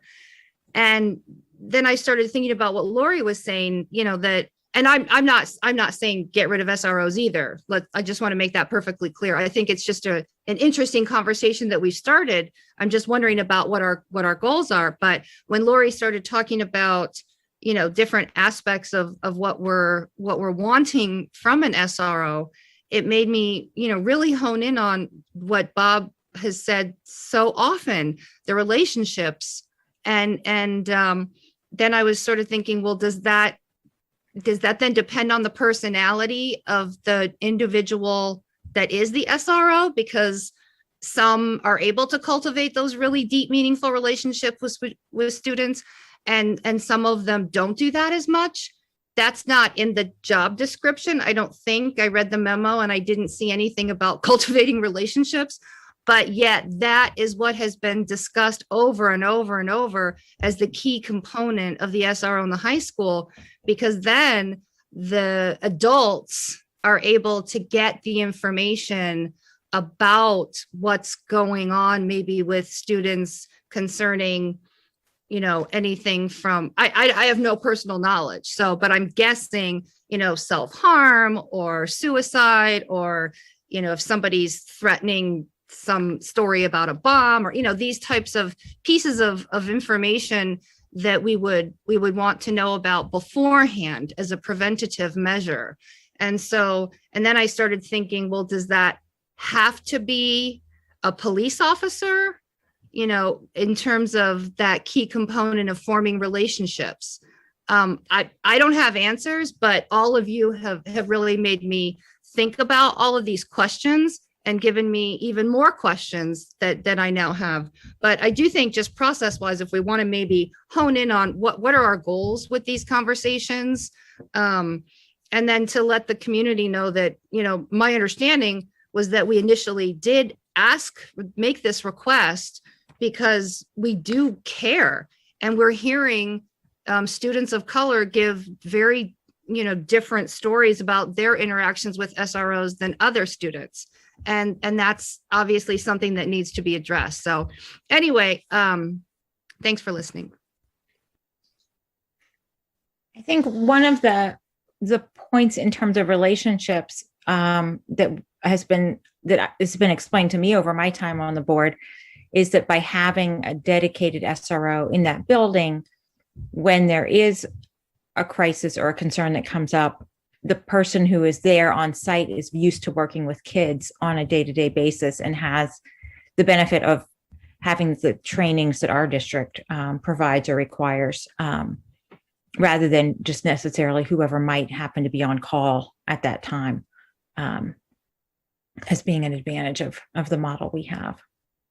Dan, and then I think we should probably, I just want to determine if there's reinforce. some specific questions we want to ask or where we're going with this. I So just want to reinforce what you just said, and also Gretchen's comments as well. I think that's one of the when I was in my year working in the high school, a decade of working in the high school. There were 3 different school resource officers during my tenure, and one of the 3 was remarkably better in terms of having strong relationships with the kids, communicating well, and serving as not just in terms of gathering information, but being supportive with those students. And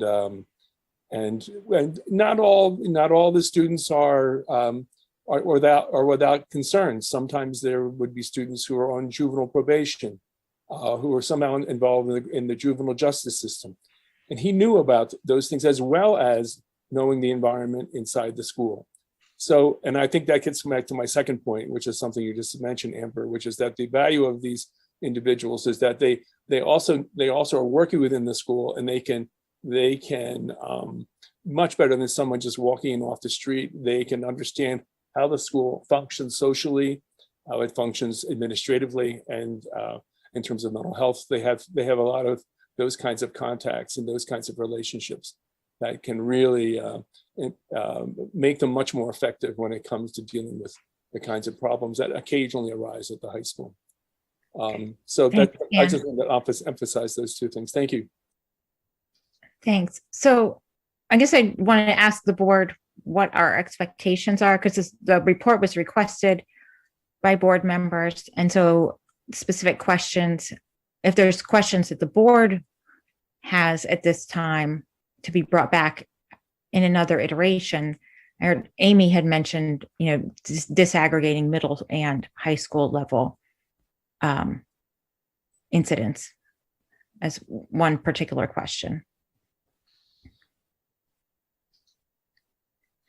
Lori and then Laurel. Yeah, I would just love to see, it doesn't have to be extensive, but an articulation of what the goals are in having an SRO, whether it's a philosophy about it or where it's not just information about what they do, but what we believe they bring to our district aside from day-to-day activities, I think, that would set them apart from other personnel at the school. Yeah, that's what I think that would be helpful. Laurel? Yeah, I agree with that, but I just wanted to go backwards in terms of the eventual goal. Many schools have actual policies or districts have policies related to this. And I think that would be a good idea for us to have such a policy. There are plenty of examples out there, but if it's going to be SCASD's policy and not just something, boilerplate, we will need to have a better understanding both of what Lori was talking about and about what the SROs are doing and how they're perceived. So, and I also am kind of at a loss in terms of exactly how to proceed. That's not one of my strengths, but I think we need to have, whether it is a task force or a committee or meetings or something, so that we get a range of voices. And my particular concern is to hear from students and give them a safe place where they can express concerns, whether it's orally or in writing or something like that, that we formally are requesting and recording what our kids see and feel, and probably also staff, but the kids' perceptions and the impact on their development has been brought up by quite a number of parents who are clearly very concerned about it. And that makes it something I think we need to put some effort into investigating how exactly that will happen. I can share some examples from other communities that have done these types of reviews and come up with policies if you'd like. But I think that's where my goal is, to have a policy that really represents what we want as a district from our security people, including SROs. Scott?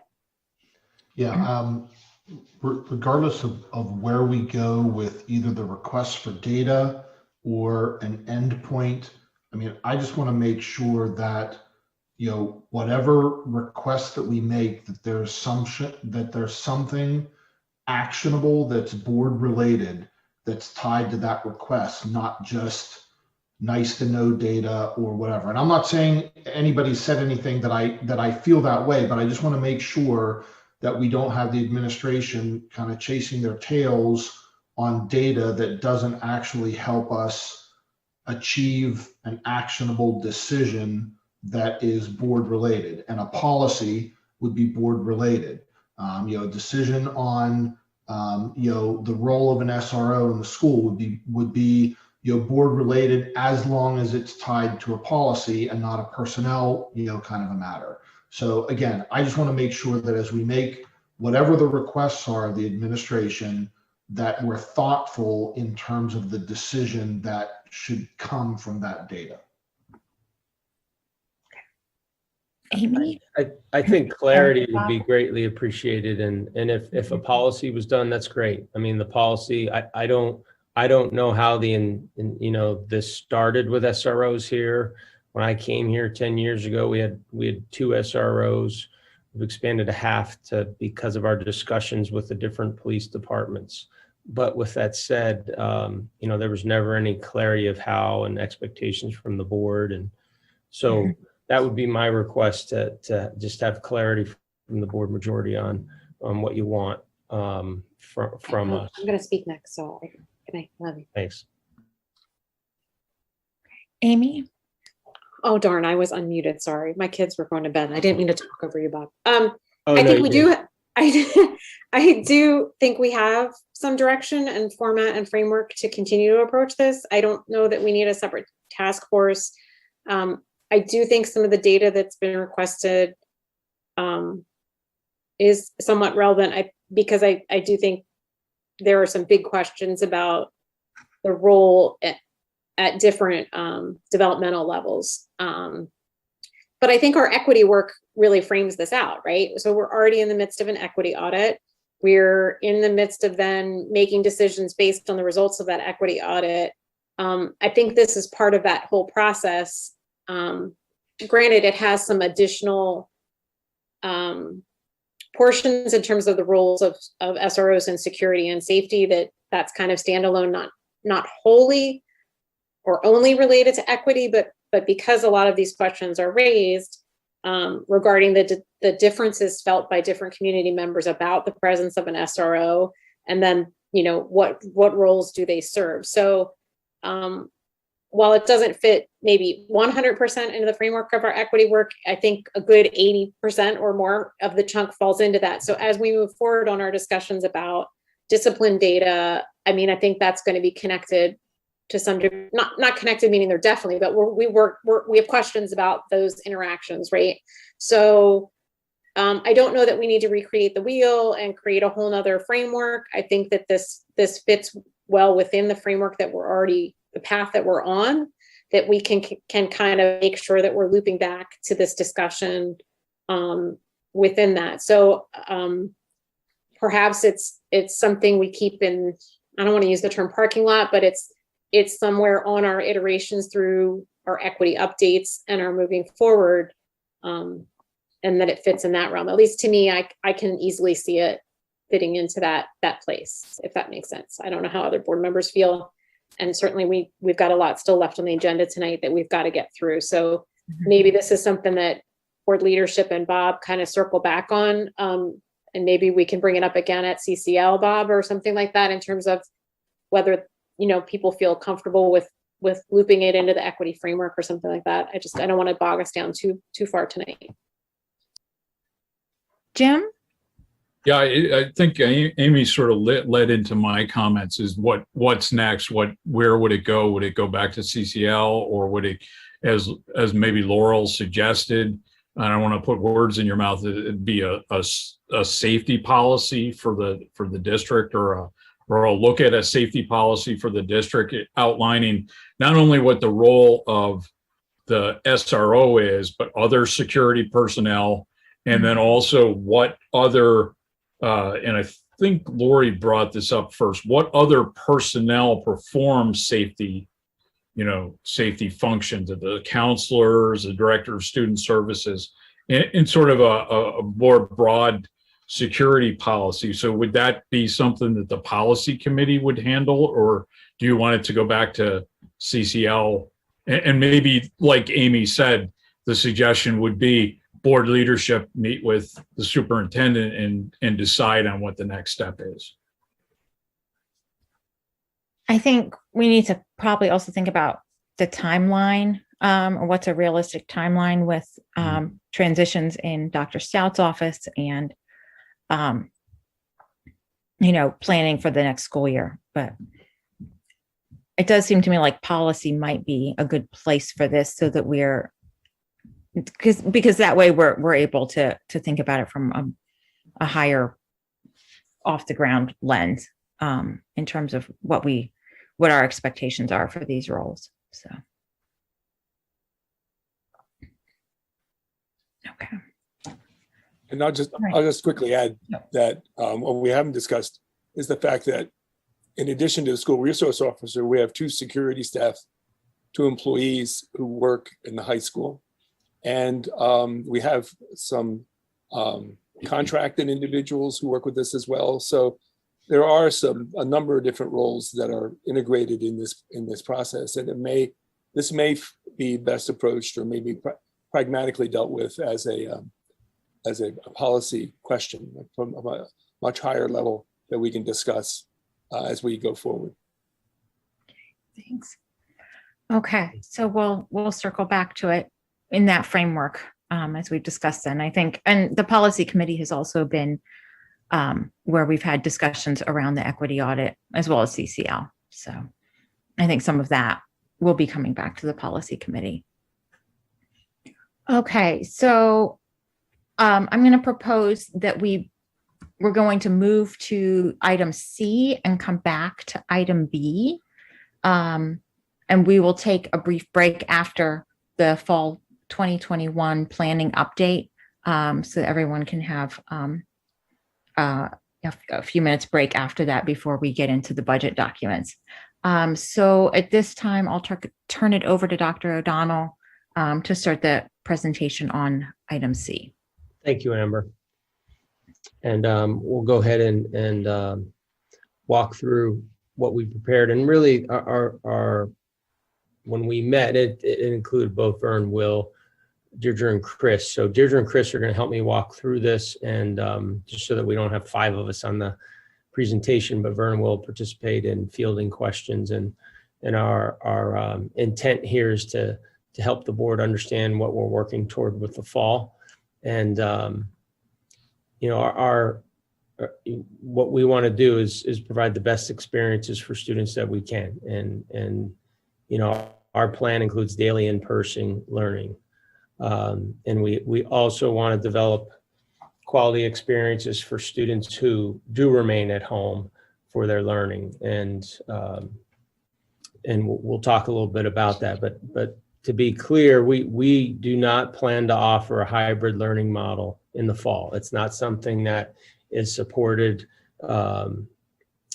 really anywhere in the district. It really takes away from how effective and responsive the teacher can be when they're trying to manage 2 different groups of students, both virtually and live in their classroom at the same time. And I'm not going to get into all the planning and constraints to that, but to develop a classroom community when you're trying to address students in 2 different or many different locations is really something we need to get away from. So on slide 3 there, we do state that, and that the second bullet there before we move into the timeline and activities just really pertains to the high school, because it's a big question, and the middle school in regard to semesterized scheduling versus our year-long schedule. And our plan is to revert back to the year-long schedule. And that's a key update for the secondary program. So as far as shifting into timelines and activities, where we are now, I'm going to have Deirdre begin with that, and then as she and Chris work us through this, what we're going to be accomplishing over the next several months, and opportunities we're going to give to families to make decisions, and then also to update their decisions. We know that the environment we're in now is going to change with the continued rollout of the vaccines. And, you know, we want families, obviously this year, most of our families were very confident that we could safely run in-person learning. And right now, the number of students in our schools is higher than ever this year, and our high school is up over 60% of the students are now in person. Middle schools are in the upper 60s, nearly 70% at Park Forest Middle School, and Mount Nittany is just a little bit behind. And we've seen an uptick in parent requests, and where we have space and it's safe to do so with the mitigation requirements in the health safety plan, you know, we're trying to support the parents. We're also trying to manage that with not changing up caseloads on teachers. I just want to be clear about as we come out of this school year. So with that said, I'm going to turn it over to Deirdre at this time. I appreciate Deirdre and Chris, obviously Vern and Will, with all they've done to help us to move through the year and make the best out of a difficult situation, including all the different supports and some of the changes on the fly. The K2 change that we did to try to do better on behalf of our students and support our teachers was a big task. And so with that, thank you, Deirdre. Sure.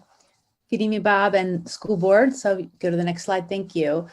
So we will work to request some feedback from our faculty on how this year went as we're thinking about planning for next year. And we use that thinking as we prioritize our goals for the fall. We've already begun to do some of that work. On the April 1st in-service day, we had curriculum teams come together to look at our pacing plans for ELA and math. And again, just like we did at the beginning of this year, allowing time for teachers to focus on that community building, that social and emotional learning, as we're thinking about students coming back in person from a variety of experiences this year. We want to make sure that teachers have time in the pacing plan so that they're not feeling rushed in order to create those classroom communities, because they will need those communities as they support students coming back and then continuing throughout the school year. We're also in the process of planning for summer learning opportunities. Jonathan and his Title I team have done a great job of outreaching to families. We've heard back from 30% of the families who've received an invitation to join us for summer school. So he is busily working on staffing and planning for that opportunity for our students. We're also planning for learning for our teachers, having book chats with our teachers, because we also want to support the social and emotional learning of our teachers, of hopefully coming together and maybe doing some in-person book chats, but also if people aren't comfortable, they could remote into that. At the grade level sessions on April 1st, we had a request from teachers to have grade level conversations in August, or cross grade level conversations. So kindergarten teachers could talk with first grade teachers to talk about things that they were able to focus on this year, as first grade teachers, for example, would plan for the year. So those would be part of our trade time planning for the summer. And the principals will be working a great deal this summer as they're planning to start the year with creating schedules, identifying areas of support in their schools, and thinking about, as students are returning to school, how do we welcome all of our families back and create our school communities again. So you can go to the next slide. So as Bob talked about in his opening remarks, we will be finalizing the educational model choices so that families can select them in our Home Access Center. We'll ask families to either pick between in-person or virtual academy, and possibly a district-wide remote if possible. We're exploring that possibility based on staffing levels and budget constraints, if that would be something that would be offered. But as Bob said, we won't be offering the hybrid model, or the hybrid approach to teaching and learning. I feel like our teachers and our students and our families have really made the best of a really challenging situation with the hybrid approach. And I think Bob talked about the managing the two environments, and teachers looking at their computer and then having to look back in the class and feeling like they're challenged to do a good job by both groups, because they feel like their attention is being drawn in two directions, and it's really challenging. I want to commend our teachers for everything that they've done this year in this challenging model, and our students and our families for that matter as well. I think another layer that's challenging with the hybrid approach is the behind the scenes planning that happens, and gathering all the remote materials that need to be planned for 2 weeks out so that things can be printed and ready to go for the remote materials pickup. And then our teachers really pride themselves in being responsive when they see a need in a classroom. And what's been really challenging this year is they might see that need and then they can't make the switch because the students at home don't have the materials, because we didn't send that worksheet home, we sent the other worksheet home. And it's not a quick thing to just say, upload it to Seesaw. That takes time, and that teachers can't do that while they're also teaching students in two environments. It's also been challenging for teachers to wait for a week to get materials back. The remote pickup is every single week, and we really want to be responsive and have assessment materials returned like that day. When we have kids in person, you can see it right there. When we need to wait for materials to be returned, then teachers are waiting to see how students did on an exam. And it's not as easy for third graders to take their Chromebook and take pictures of the work that they've done. It doesn't come across very clearly. So those are just a couple of challenges. And I'm sure if you ask the teachers, they could share some other challenges. So I think moving forward, planning for a robust in-person and virtual experience, I think will serve all of our stakeholders well, particularly our students. So I'm going to turn it over to Chris now, and she's going to take over the next slides. Thank you. Thank you. So for secondary, it's very similar to what elementary is doing. We will ask in May parents to finalize educational model choices in Home Access Center. And we plan to offer 2 options: in-person learning or virtual academy options. For in-person learning, we will revert back, as Bob mentioned, to our pre-pandemic schedule. of AB or 6-day schedule at the middle school. We are looking to try to reset our learning plan, our learning program. And as Deirdre mentioned, hybrid learning is just not sustainable long-term. We're unable to offer many of the hands-on things, the specialized equipment that we have for labs and things like that. We just cannot utilize. Teachers have done, as Deirdre said, an amazing job, and so have students, adjusting to the hybrid model, given its many limitations. It's very difficult for teachers to plan only digital learning, only learning that could be offered digitally. That's just not how our program has been designed. The social aspects of learning are a huge challenge in the hybrid model. Teachers and learners cannot have the same dialogue. It's like a 2D environment. It always feels like someone's talking over someone else, and it's just very difficult to manage, as everyone has said, both in person and screen at the same time. Some of those productive side conversations are it's just impossible to have via Zoom or Google Meet. So we're looking at offering those two models. And I think it's not as simple as just teachers turning on a camera and teaching in front of a camera. You have to plan very carefully for that kind of environment and how you're going to group students and how they move from one thing to another and how they're going to interact. And everything has to be offered in a digital format. It's very hard for our CTC program, for example, to teach students skills if they can't be hands-on. We are also actively planning for summer school experiences in the high school and middle school, and also planning to increase some interventionist work at the high school and middle school. The national conversation right now is very much geared towards learning loss, and every school in the state, every school in the country had its own educational model. They're not the same. Some districts have never been in person at all this year. That's not the case for us. Some could not offer synchronous remote or synchronous hybrid learning due to digital divide. And we are just very fortunate we were able to keep going with our curriculum and our very strong students and teachers. We're keeping our focus on our program and what our students need, and paying attention to learning loss as well as learning gains, because I think we've learned a lot through the pandemic. Next slide.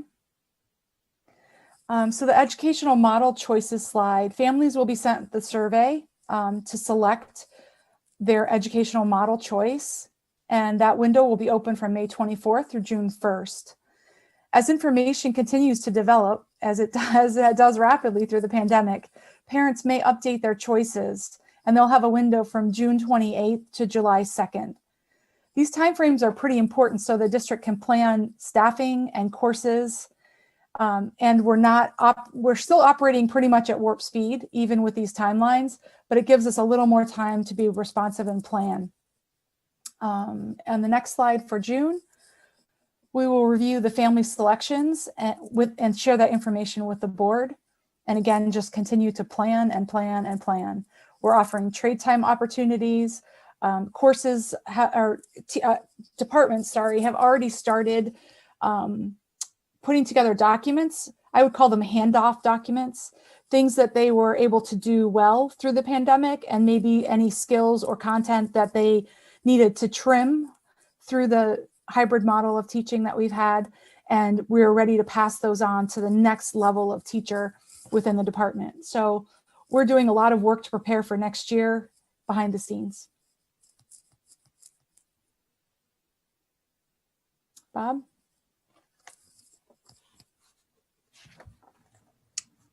So June, Chris had walked us through the selection, and that's outlined in the memo as well. So we will be sharing the selection data with the board. Can you jump to the July? So we'll give an opportunity for families to make an adjustment through, I believe, July 2nd was noted in the memo, and the range there. So that gives us an opportunity to share the updated data with the board at that time, and take a look at, as Deirdre had mentioned with the elementary educational model, if the numbers come out where we're able to do some synchronous remote learning, we would prefer that for the at-home learners. especially our younger learners.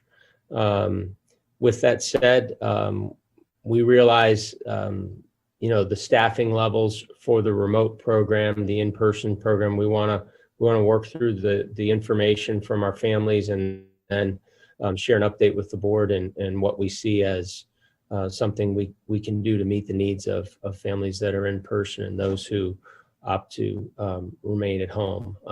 We'd rather not see those students move on to a cyber school outside the district.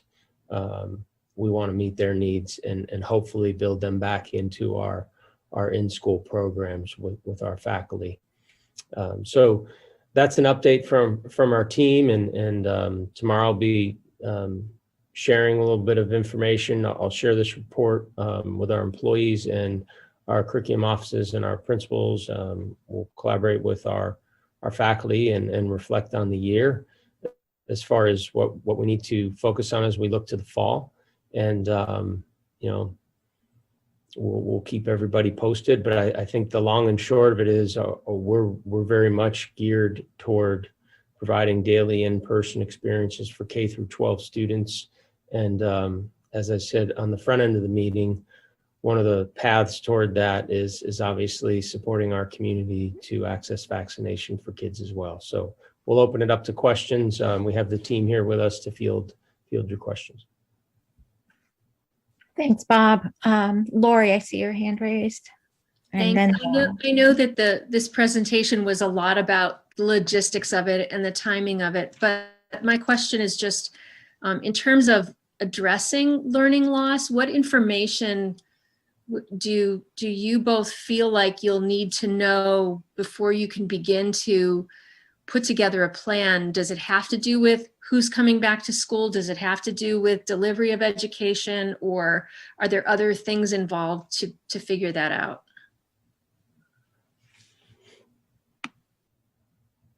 Lori, this is Deirdre.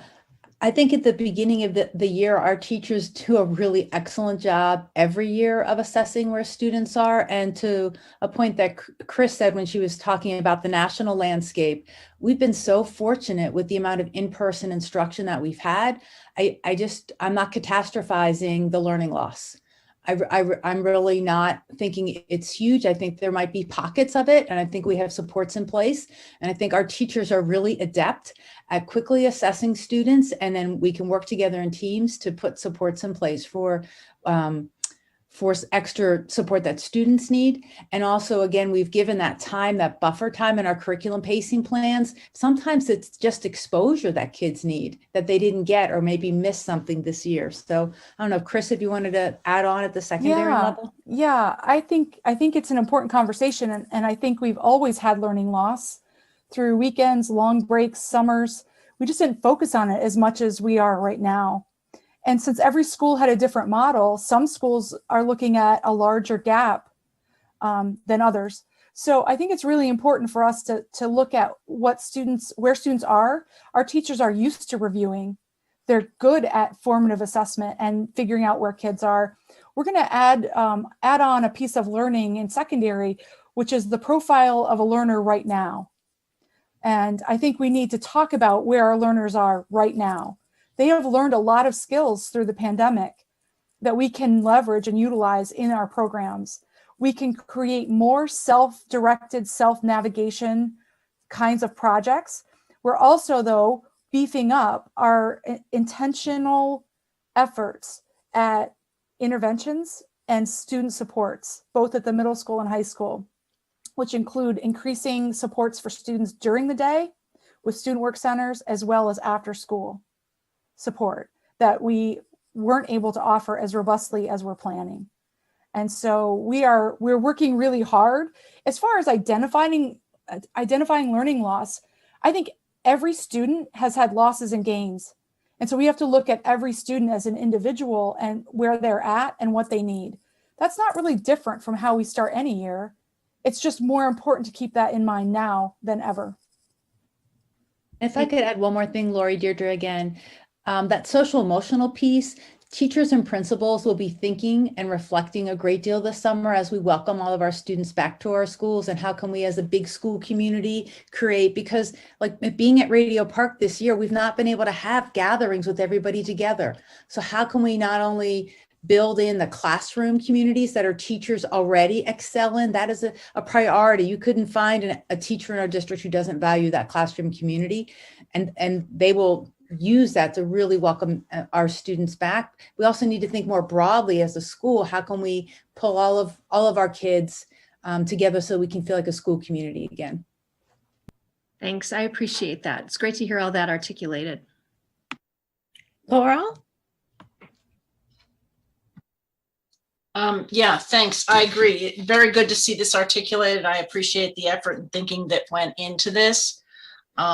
I do think it's important and a good idea to get those reflections from the staff members, teachers, and probably also other staff members on how this year has gone, both the challenges, but also, as was mentioned a couple of times, there have been some gains. There are things that people have learned, some resiliency. I mean, it may have been a tough way to do it, but I like the idea. I think it's good to be getting that, but I'd also like to put in a plug for asking explicitly for that feedback from families and from students.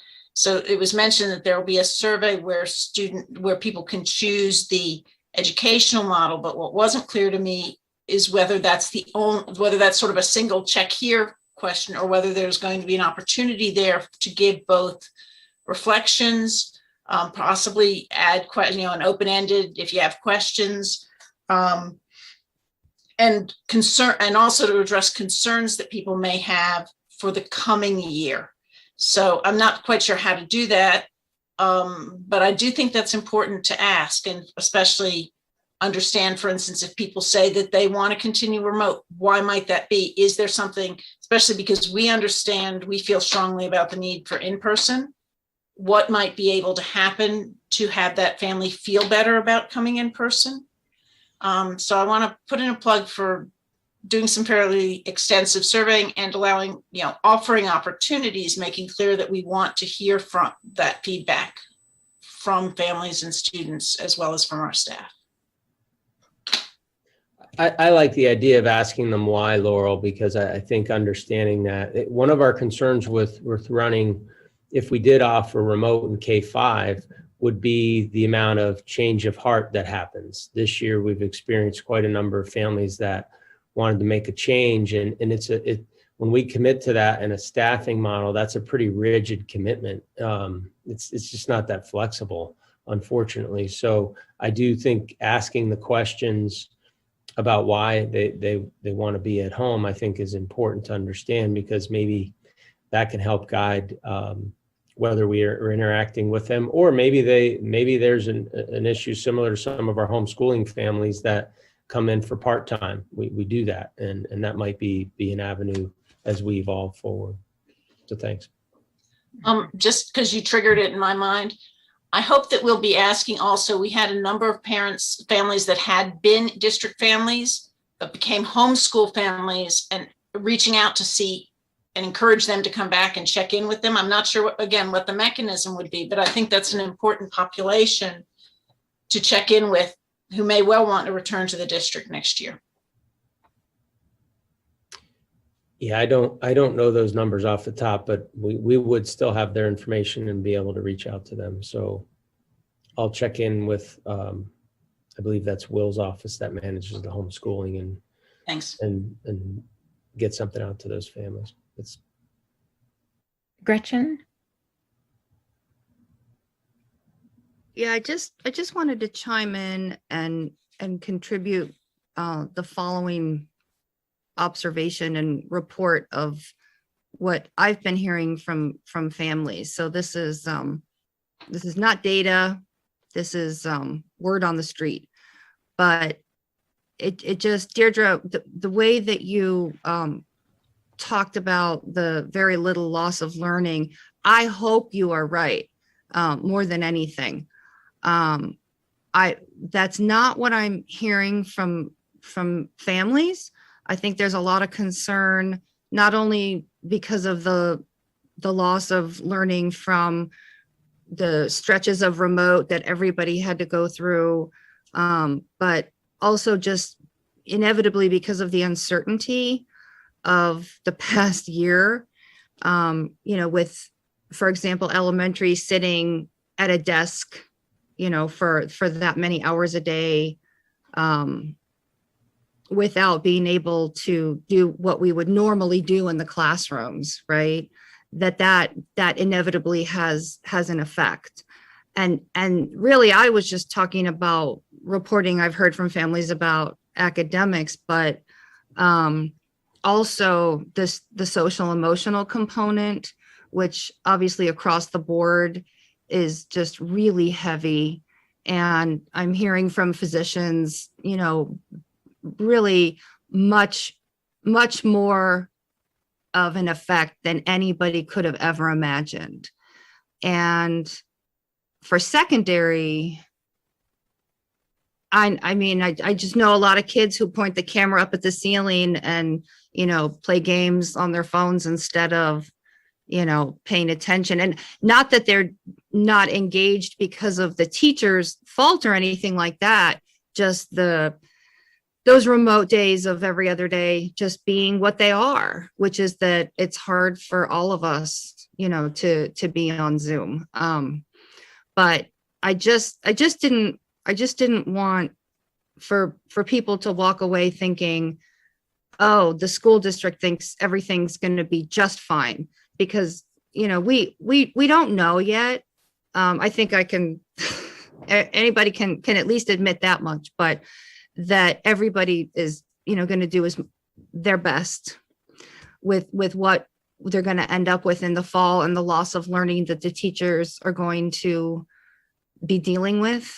And my guess would be, MAP scores are going to be incredibly important in figuring out where kids are at. And,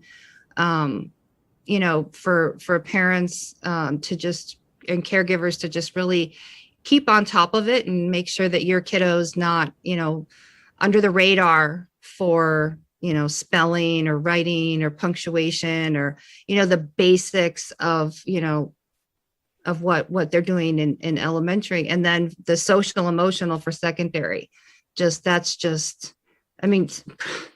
primary too, but that we don't want to pretend that those things don't exist, right? Because it's really a lot. Everybody's doing their best, but we all know what this past year has been like. And kudos to the teachers, to the administrator. This district has done, amazing, but we have to be realistic, and not try and see this with, rose tinted glasses, because that's not going to help kiddos in the long term with their life trajectory if we're in denial about anything. But just to do our best and move forward, admitting the reality that we've all lived through for the past year. So thanks for listening. And Gretchen, if I could just respond to that for a moment. This is where our comprehensive assessment plan really will come into play. And we've got really robust early literacy measures, as well as the MAP assessment that you mentioned that we'll be administering here later, starting this month and into May. And then we'll do that again in the fall. So we'll have some pretty actionable data. Our teachers will have that at their fingertips to be able to respond to any learning loss that we do see. Vern, we've been discussing having a learning update at CCL, and you'd shared the MAP window, because we need the third third iteration completed, and that won't happen until end of May, right? It actually is going to be end of May, early June. So the first, our MAP assessment window closes on June 2nd. So yeah. Okay. I believe I had said something to Dan about trying to do something before then. So that's my mistake, Dan. We'll talk about agenda planning for CCL on that, and make sure that when we look at our end of year CCL meeting, and then we'll get that to the full board too, but a learning update so that we can look at the year with students and the growth that we saw, at least during the grades that we utilize that tool. Thanks, Bob. I think that'll be really valuable, particularly looking at those three decision or information points at the start of the school year, mid-year after the extended remote period, and at the end of the year after we've had opportunities for in-person for those students who participated. So we'll have, in a sense, two different conditions that we'll be looking at through the map data. Thank you. And the students who are fully remote do access that. And Right. one additional thing to add with the map assessment where that'll be nice is we will be comparing our students locally to the national norm group just to see how nationally students have been impacted and how our students fare compared to the national norm group. So that'll be something worth looking at that time as well. I just wanted to add, I'm really glad to hear all the emphasis on building classroom and school community. That's been a really hard aspect for so many kids, you know, even those who are in a hybrid model where they're in every other day. There's just a lot of disconnect, I think, at this time. And, you know, it's kind of a depressing situation for a lot of kids. So that emphasis on knowing that as kids come back in the fall, you know, building that community again and making sure they're connected with their peers and teachers is really critical. I think that it also for our faculty. I mean, people signed up for this because they love kids. Right. And whether it's my colleagues here or my colleagues that I grew up with as a teacher from my prior community, just the hybrid model saps the ability to develop classroom community and let's face it, personal relationships and connections with each other has really taken a back seat because of this hybrid technology just dominated environment we're in right now. Look at us here, we're not even in person. And the level of cynicism has raised as part of that. I mean, I just, you know, what we're seeing in communities, we're seeing here and you know, we're all really excited to work toward getting the gang back together. And you're asking a lot of good questions. And although we don't have all the answers, I think we have steps that we're taking to try to get better answers and get a better sense of where we are. And we want to give everybody a break as we head into the summer and let people go recharge. And we'll do some legwork on prepping the buildings and getting all the furniture back into our secondary schools and getting things ready to get everybody back in the fall, as well as make sure we follow through on those clinics. So thanks. Laurel, I see your hand, sorry. Just wanted to mention, because I think that community aspect is so important, and it is one thing I heard from people who chose the virtual academy. And since we will be looking to keep that, perhaps checking in, especially with those families on, you know, they're in our cyber school and not going to some random charter cyber. And if they want cyber education, we want them to continue doing it with us. So how we can encourage that and what they'd like from us to help build community, even if they're picking that remote or cyber option. Jim? Yeah, thanks. Something you mentioned, Bob, just there's sort of competing interests here, I think. You talked about using summer to recharge, and yet I think the message we're getting from the U.S. Department of Education and also the PDE is that they want to enable some of these summer catch-up classes, make up for lost learning. And so I see those as running counter to each other in terms of, you know, I'm certainly going to use the summer to recharge, and I know my students are.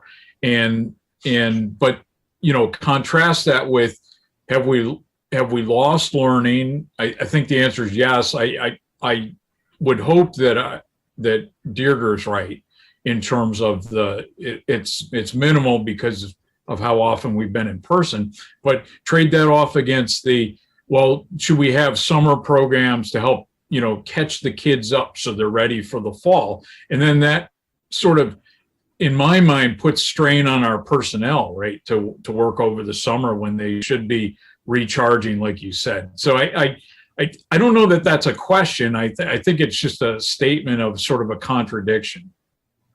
It is. And as we look at the learning loss that the feds have given us with what they've shared with us, I think it's 2 or 3 years as we look at that. We obviously know it's not going to be a quick turnaround for students who have major learning loss. So I know Jonathan's on, and he heads up what we do in the summer, especially with our students with special needs.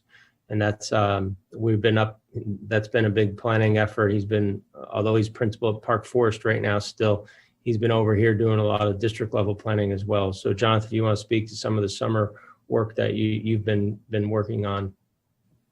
Yeah, so Heather Pringle still and Katie are still working on the extended school year for those students that qualify for ESY under special education laws. And I've been working with building principals and intervention and support teachers on identifying kiddos who should be invited. What we're doing is encouraging families to know that this is not going to be just like any summer experience, not just going to be heavy on academics. So we're incorporating a lot of different things, including STEM activities, going to be connecting with Discovery Space again and having them come in and working with their kiddos, and including other things to just continue to offer a summer experience that's more well-rounded versus just being hit by the academic piece. So, we're still accepting applications and still reaching out to those families that our schools are considering those that may be interested in catching up may not be the right word, but at least trying to maintain some of the potential loss that may have been there. Gretchen? Thanks. I just have to show gratitude and appreciation because Bob, you mentioned the vaccines again, and I thought this is just so significant. So thank you to CVIM, to Bob, to Randy, to the safety team, anybody else that's been involved in the school district being able to get involved with giving people the vaccine and giving that when it's time, 16 to 18, which can happen soon. I know their planned dates, but then also that 12 to 15, because this is really what will make the fall in person be possible. And if it weren't for all of you doing that and stepping up to make it happen for this school district, I don't know how long it would take or what would happen. And from anybody who appreciates our kids getting vaccinated, thank you. Laurel? Yeah, echoing that, and also the leadership that's been shown both by our administration setting it up and all, but also our staff who have gone and gotten the immunizations. And I'm stunned when I see some of the statistics on people choosing not to take this advantage of this opportunity. And I know there are many different reasons, but I think it's a real mark of the leadership and commitment of our staff that they have wanted this and gone for it so that they can be there for the kids. And I really appreciate that as well. I think they're role models in our community, and this is part of that. Yeah, they have. I mean, we eclipsed this week. We eclipsed 1,300 employees vaccinated. Great. All right. Any other questions on this? So it sounds like there'll be some information coming back to the board as you move further along with getting your Absolutely. information from families. Great. And we'll keep you posted on when we're sending things out, and if people have questions, because I know whenever we reach out to families with information, you immediately fill up in the inbox too. So we'll keep you posted on when we're sending things out. Okay. Thank you. Thanks, Deirdre and Chris. Appreciate it. So our next item is the proposed final budget. I think we should take a 5-minute break, but really try to keep it to about 5 minutes so we can keep moving through the meeting. And whenever you get back, if you could just turn your camera on, and that'll be the last item for this evening. So thanks and be back soon.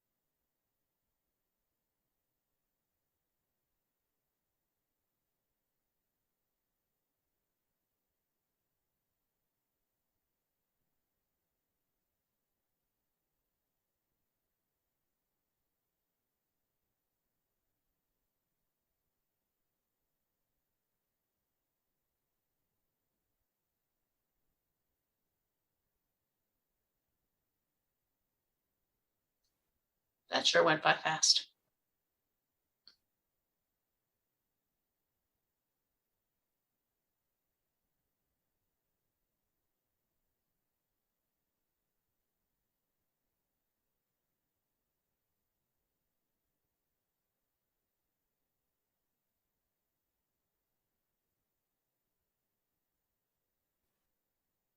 Okay, I think most of us are back now, and I'll go ahead and call the meeting back to order.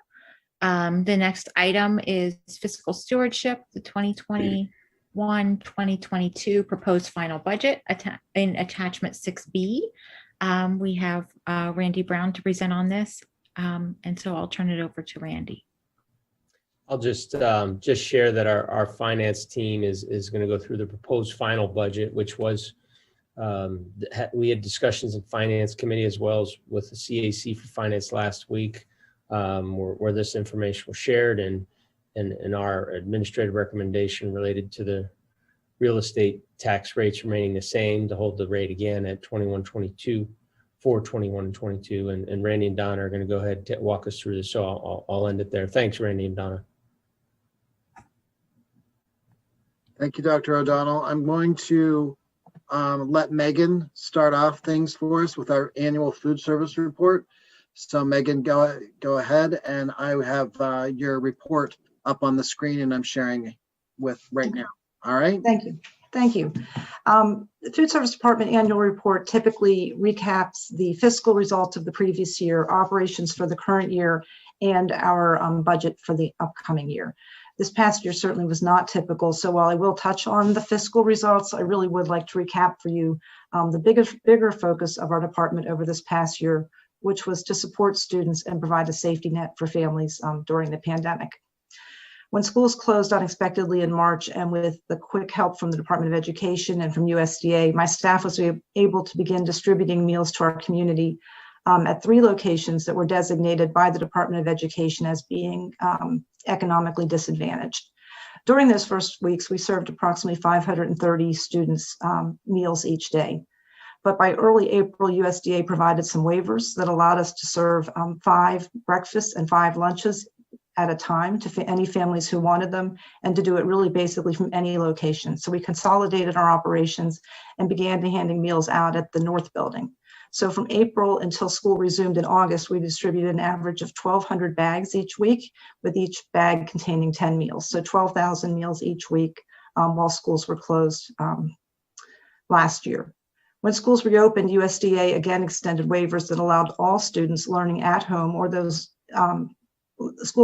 students learning at home or in school, to have access to meals free of charge. We modified cafeteria operations to allow us to serve students at school safely, limiting the menu, pre-packing meals, using disposable food containers, and adding plexiglass shields to our serving lines were some of the things that we did in schools to be able to serve kids safely at school.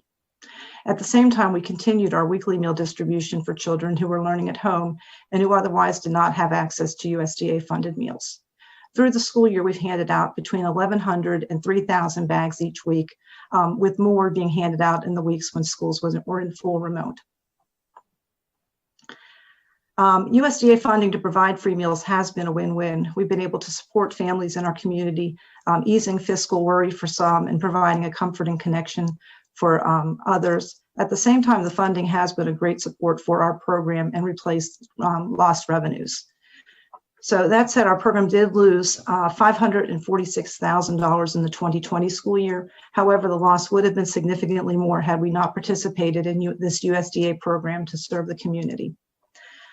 We do project that we will end this year in the black. We are doing everything that we can to provide meals to students, to earn as much funding as we can from USDA. At the same time, we have not filled staff positions that opened this school year, and we've been able to take care of increased USDA commodities, which helps lower our purchased food costs.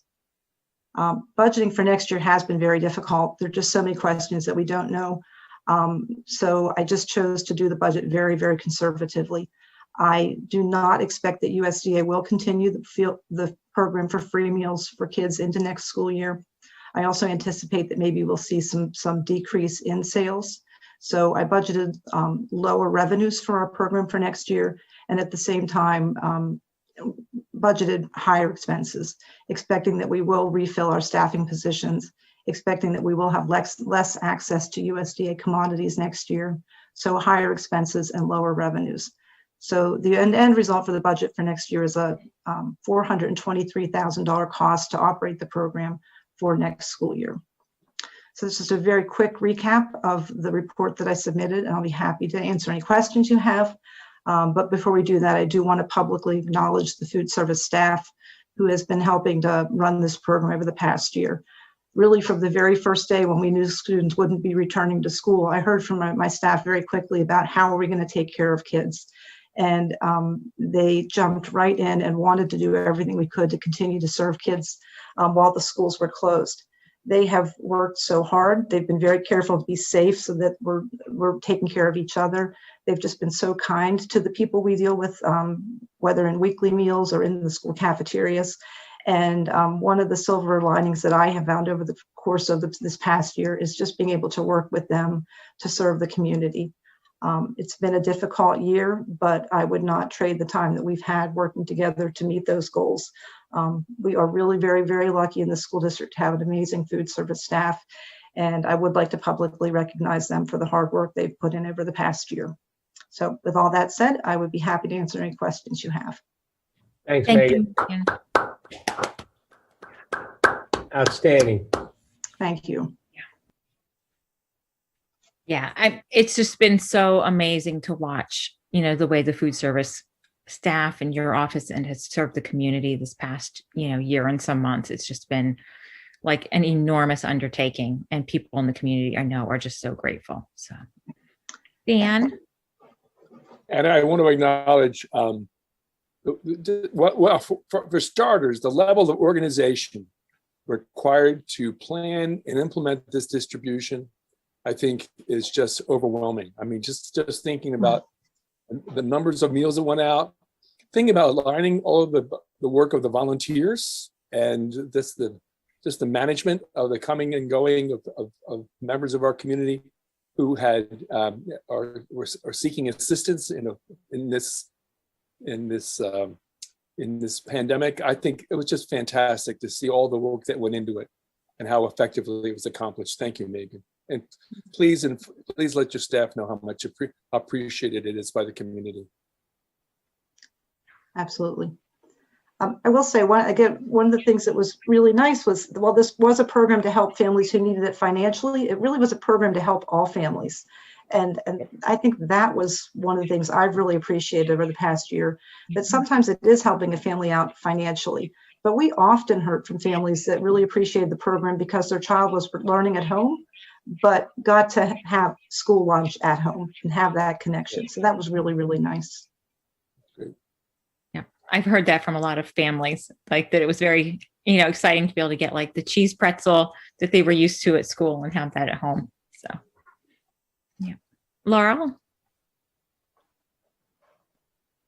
Yeah, and it's also, I think you touched on it in there, but there was something about the routine and the predictability in a time when so much was unpredictable and uncertain, that this was truly food both for the stomach and body, but also for the heart and soul. And it made a huge difference. And I think it also helped support our sense of being a community, a big community, and the ties between the community and school families and school children. And I think maybe I'll hand off to Amber to acknowledge how you've been recognized in our community for your leadership also. Yeah, congratulations, Megan, on the award that you won. It's really, I think, so well deserved. Thank you. Yeah, so that was the Pennsylvania Food Service Director of the Year, right? Did I get the wording correct? Yeah. Amazing. Yeah, thank you. Truly, there have been a lot of food service directors across the state doing equal to what we are doing. And I am very appreciative of the award. I think for me, the biggest part was the fact that somebody I work with felt that I deserved it. That was, to me, that's very nice. That's wonderful. Yeah. Well, we feel really grateful to have you here, having done all the work that you've done this year. Just incredible. Thank you. Yeah, and the commitment of your team reflects your commitment to them. So, you know, that reflects on the quality of you as leading that team. So. Gretchen? Yeah, I just wanted to obviously ditto the appreciation, Megan, that everybody has been talking about. And just, I just wanted to share personally that our family, we were getting the meals during the lockdown and that stretch of remote where everybody was home and everything was stressful and everybody was isolated. And going to pick up the meals on Wednesdays, like you would pull in and see everybody and your staff had the music blaring really loud in this sort of festive atmosphere as you pulled into the parking lot. And I always brought my kids with me because they wanted to come, because it was something positive in the middle of about 6 weeks, I think, that were, for them, I think, kind of scary, you know, and that those Wednesdays really helped alleviate a lot of the negative effects of isolation. So I doubt that we were the only family that felt that. And so I wanted to share that with you and hopefully your staff. They will never know how much they did for our community. I don't even know how they could. Well, thank you for sharing that. But I'll tell you again, it was very mutual. For us to see you made life normal for us and made us feel good. So it was a very reciprocal thing. Thank you. Before we move on, I would like to add that, I appreciate and acknowledge all the compliments that you just gave Megan, and all of the comments are very, very appropriate. But one of the things that Donna and I know, and we probably don't know it as well as, or as true to the words that I'm going to say, Megan is able to shift almost faster than anyone else that I have met in this district. A lot of people have had to shift and bob and weave faster than they ever have in the last year in their careers. And I'm not trying to take anything away, but when Megan would start calling me on Wednesday at certain points in the year and say, Randy, what are we doing next week? I got to order food. And not ordering the wrong food and not ordering and ordering the right quantities was hugely important. And that's what makes her very successful and allows her team to serve the community. And so her ability to shift like that. And again, there's many people that have had to do it, but I've had the opportunity to work with Megan to an extent and understand that. And Don and I couldn't be any more proud to work with her. Thank you, Megan. So I'll move on now to the financial report that we have prepared for you tonight. And Donna Watson and I are going to share in this presentation, excuse me. So our preliminary final budget, we expect that we'll begin with a beginning unassigned fund balance of $12.2 million with revenue of $167,859 and change. The primary sources of it being local, and then the rest rounded out by state and federal. Our expenses and transfers excluding use of fund balance is $167,362 and change, with some fund balance usage. Excuse me. We will end up with an unassigned fund balance of $13,254. This does assume no tax increase in the real estate tax rate.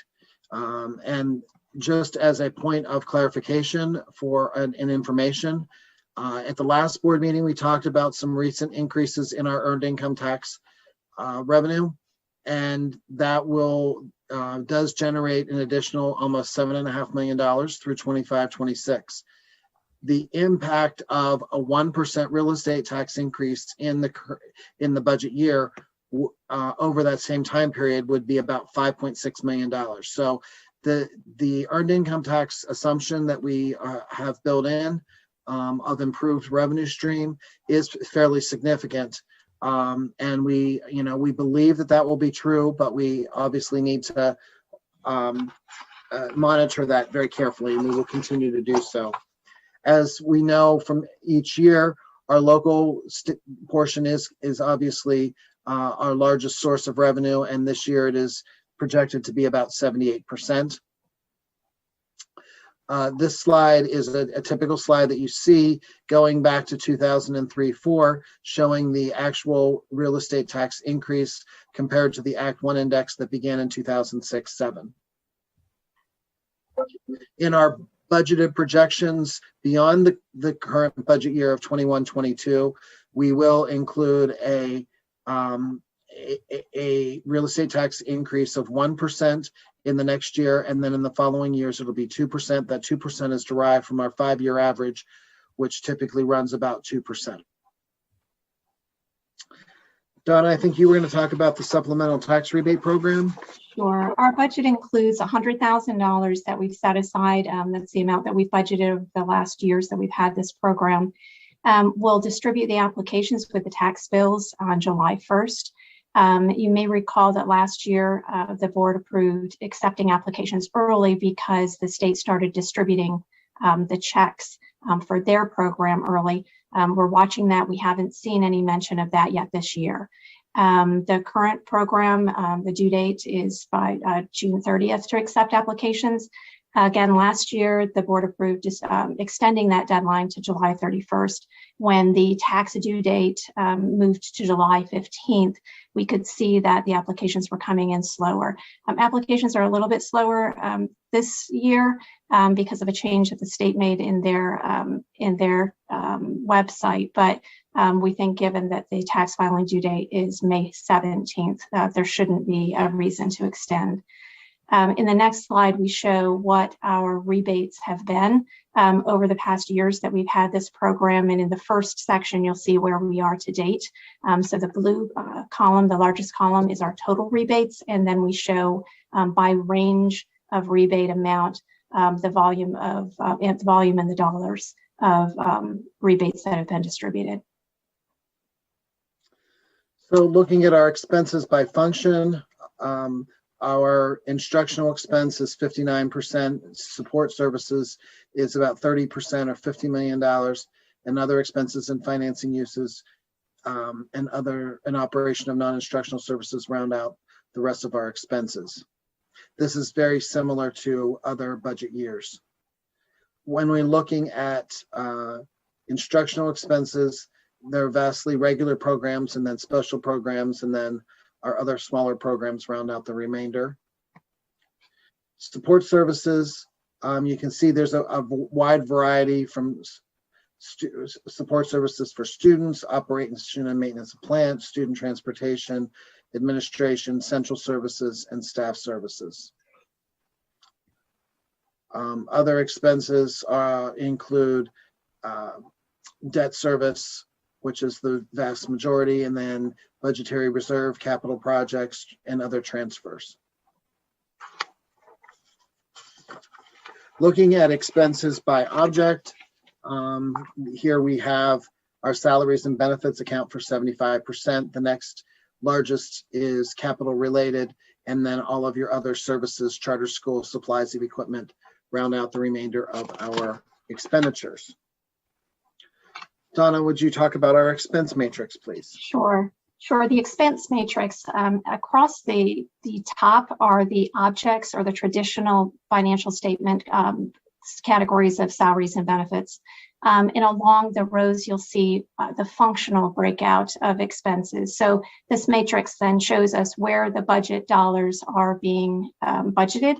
So we have the categories of regular education and special education, and then support services and debt and capital at the bottom. And along the right-hand row, you'll see the next to last column is then the percentage allocation by function or by major function. The column next to it is what those category percentages were in the budget for 1920. We used 1920 pre-COVID to be more comparable. Where you see any fluctuation in those percentages, it's because we have less budgeted in capital projects and capital reserve. So that just shifts the percentages some. And along the bottom row, you'll see the percentages compared to 1920 also by those object categories.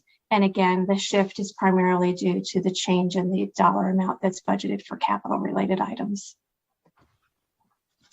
So the additions that are included in this budget are on recurring items, 0.5 social worker, and that is a position that is currently grant funded in this year, a 0.5 psychologist, a 1.0 custodian for the Memorial Field Fairmont buildings, and then the virtual academy program, which we'll talk about in more detail at a later slide. The non-recurring are those lost learning ESSER 3 funds. So in this budget, we're assuming that half of those dollars that we were receiving would be utilized in this next budget year. And again, that's yet to be determined based on the need that's identified. But that's both revenue and expense. These next two slides are the budgeted FTEs. We're comparing the authorized June 2020 FTEs to what's included in the budget. And in those overall, in the second slide, you'll see that there is no overall change. And the increases and decreases are, for the most part, what we've talked about. There are a couple there that you'll see noted that are positions that weren't utilized in this year, and therefore they're not included in the budget. On Virtual Academy, for the elementary schools, we've assumed 100 virtual students. We have approximately 200 this year. In a survey of those parents, approximately half of them said that they would intend to continue that next year. The budget includes 3 full-time elementary teachers, but again, that's a placeholder that needs to be further evaluation based on the actual number of students. And we've assumed that the fuel program is what's continued and that we continue to pay that contractually. And then in the secondary area, we're assuming 175 students. We have approximately 280 this year. That survey was inconclusive at this point, but so we've included 175 students. The dollars of salaries are assuming that we would include payment on as an additional payment to teachers for these students. In the current year, that's fulfilled by full-time teachers teaching one section, and then by those additional payments. But again, that would be determined based on the program design, based on the actual number of students. And we're assuming the Edgenuity would continue for that. The dollars projected for this year and then budgeted in the included in the budget are there then for elementary and secondary so that you can see the dollars that are included. But again, all of this will be subject to change as the actual program is determined. So looking at our unemployment rates, you can see that it did spike beginning about last year this time, and then it has dropped, and then it has risen again a little bit in January and February. This is coming from the U.S. Bureau of Labor and Statistics. Looking at the consumer price index for the Northeast region, urban, it has continued to rise. Just had a little bit of a drop again in April, May, and June of last year. As we have said numerous times throughout this budget process, we have assumed, beginning with our preliminary budget back in December, January timeframe, that there would be no real estate tax increase. However, there has been multiple conversations about that, both at the board table, at the finance committee table, and also with the CAC for finance. And what this chart does is shows you different tax rates changes in the next 3 years. So 21, 22, 22, 23, and 23, 24 shows the additional tax revenue that would be generated in each of those scenarios through 25, 26 or 5-year projection period, shows the ending unassigned fund balance as projected at the end of that period, and shows that as a percentage of expense. And then we took it out for an additional 5 years to the 30-31 time period as well, and then showed a unassigned fund balance at that point in time. After this year, we are, or after the 21-22 year, we are looking at deficit spending where our revenues are not exceeding our expenditures, and therefore we are expecting our fund balance to be depleted. And so we haven't made any projection changes to the operation, the cost of the operations, based upon we believe that there is some room for improvement in our revenues, and we just need to have a better understanding of what the costs of providing our programming next year are going to be, hopefully as we move out of the pandemic more and more over the coming time period. Then another question that came up was, what was the impact of a real estate tax increase at different rates to different types of properties? So the bottom line in this chart or this table shows all taxable properties. And you can see that the 2021 tax right now would be just shy of $110 million. That account is made up of 24,953 parcels, and it would be an average tax payment of $4,391. The impact of a 0.5 tax increase would be $22 on average of all taxable properties. 1% would be $44 and 2% would be $88. And those are obviously all annual costs. We also looked at grouping the property types by residential, commercial and industrial, and agricultural. And you can see that, you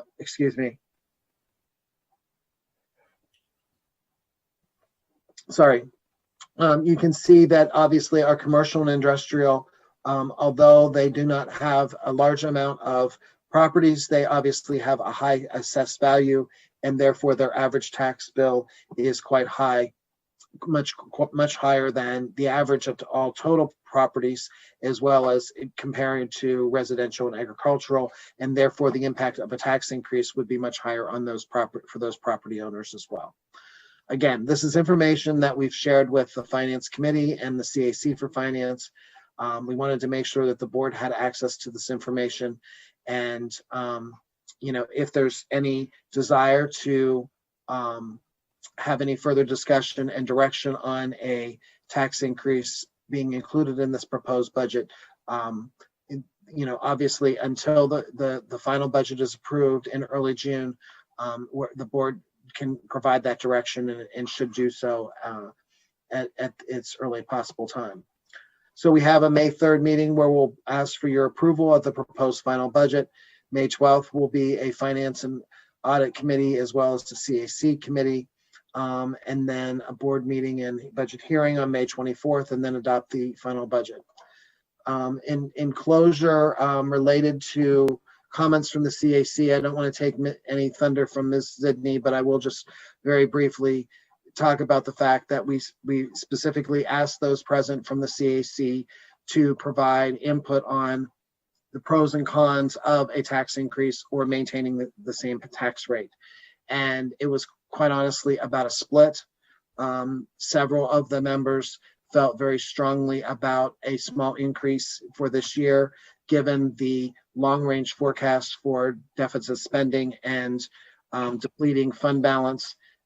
Conversely, there was quite a number of, and almost an equal, maybe even one more CAC member that had strongly supported if the next budget year was sustainable without a tax increase. And although the long-range projection does show deficit spending, felt that it was prudent to maintain the tax rate and allow the future years, not necessarily to take care of themselves, but that an acknowledgement that those years there is some potential for reducing expenses and or a combination of maybe a higher increase or potential for larger revenue gains in those out years. So I'll let Ms. Zidney or Mrs. Watson share anything else from the committee meeting or the CAC meeting, but otherwise we're happy to take any questions that you have tonight. Thank you for your time. Thank you, Randy. I'll turn it over to board members for questions. Laurel, did you want to fill in on anything further with the CAC? Well, just first to express my appreciation for their honesty and straightforwardness in presenting some different points of view, ranging from who it is we have unemployment, but it affects different sectors differently, and to some of the other options available, especially for commercial enterprises who are being very badly hit by the current economy, because there are reassessment opportunities for those business owners. I did notice when we approved a lease earlier tonight that there's a continued slight reduction in the rent, which I appreciated, because we'd certainly hope that if we are passing on, if we're having zero tax increases out of understanding of some of the financial hardships, even among our commercial group, that's being passed on to individuals. I don't know that we can tally that, but I did notice that in the one lease that we are in charge of. But at the same time, as was pointed out, we have gotten federal money to help ease this burden, and it looks like, and we should be able to manage for next year. But just to point out, and this is not so much from the committee, but as a board member moving into that role instead of just reporting back, that there is a slight deficit in terms of revenue versus expense already by next year, and certainly moving out. And that is a real concern to me. Mhm. All right. Other questions or discussion? Okay. All right. Amy? Yeah, I was just to say, I really appreciate the teams looking at the different scenarios. And I think the lack of consensus from the CAC really reflects the ambiguousness of the situation in some aspects, in that how quickly the economy is going to rebound is really difficult, and that there may be some lagging effects in certain areas. Overall, we might start to see some economic numbers come up, but it wouldn't be surprising for certain groups of people in poverty and low income areas really continue to struggle for a period of time. And we know from our data about our students that at least our students in poverty have been growing in the district, which would lead me to be concerned about, the numbers of our community members that are in poverty. And that's a factor that I certainly take into consideration as I try to, weigh these pros and cons as to what's the best direction for the district. So thanks very much. Okay. Okay, so if we're moving on from that item, then we'll be looking at board committee reports. The facility. Oh, I'm sorry, Laurel. I'm sorry, I thought some other people had wanted to say something. And again, this is my board member hat, that when I look at the impact of the tax increases over time, and considering that we are projecting after this year and this coming year and the coming year after that, a continuous 2% increase, that, that might not need to be if we had a slower increase now. And I really think it's really remarkable how, even if we split between doing all 2%, if we were to do 2% next year, which we're not talking about doing, but I'm just looking at the chart, versus doing 0.5% now and 1.5% next year, the difference that makes long-term for this district, I think, is really something that we should think more about. And it's a real concern. So just wanted to add where my own thoughts are on that. Anyone else? Okay. All right. So then, to review the board committee reports, we had a facilities and grounds committee meeting, and a great deal of what was on that agenda was covered here tonight, with what we approved in regard to summer projects. Does anyone else from facilities and grounds have anything they'd want to share from that meeting? No. Okay. The minutes are obviously available. Finance and Audit Committee, Scott? Yeah, really kind of almost the same report, Amber. Just about everything that we went over was really around the budget development, and a quick donations report. I don't think there was anything else of any great substance that we went over. So, agreed. Okay, so upcoming committee meetings, we have policy on the 21st, culture, climate, and learning on the 28th. And then in other reports, Central Intermediate Unit, Dan, Yeah, we have, just as an update on the condition of the IU, and it's really a question of its facilities. I don't know if we talked about this at the last report or not. I believe we might have. But they suffered a pretty severe impact in terms of the condition of the training facility up in Clearfield County, up in West Decatur. They had 25 to 30% of the roof over a good portion of the building collapsed due to snow and melting snow. And these girders basically that were holding it up essentially were pulled apart due from the weight of this. And so that has led them to bring in people to help with mitigation. And they have had to move people around to other facilities that are safe because the roof was at one point looked like it might collapse even further. And they've had to arrange for rental of other facilities, and they were able to rent or offered some office space with Sinclair Children's Services, which is not far from the West Decatur office, but they had a very beneficial agreement with Sinclair to be able to provide space for about a dozen or 15 different professional staff members. And they've got to arrange for different training facilities for the space for different training facilities for the coming year. We also chatted with, I should say meaning Dr. Engler, the executive director, spoke with the superintendents about facilities that might be available to help in the near or the distant future. And well, one of the ways that our district helped was by providing space for a vaccine clinic that took place about 3 weeks ago, and at both at the Mountain Indian Middle School and also at the Panorama administrative building. The district offered space to help with that.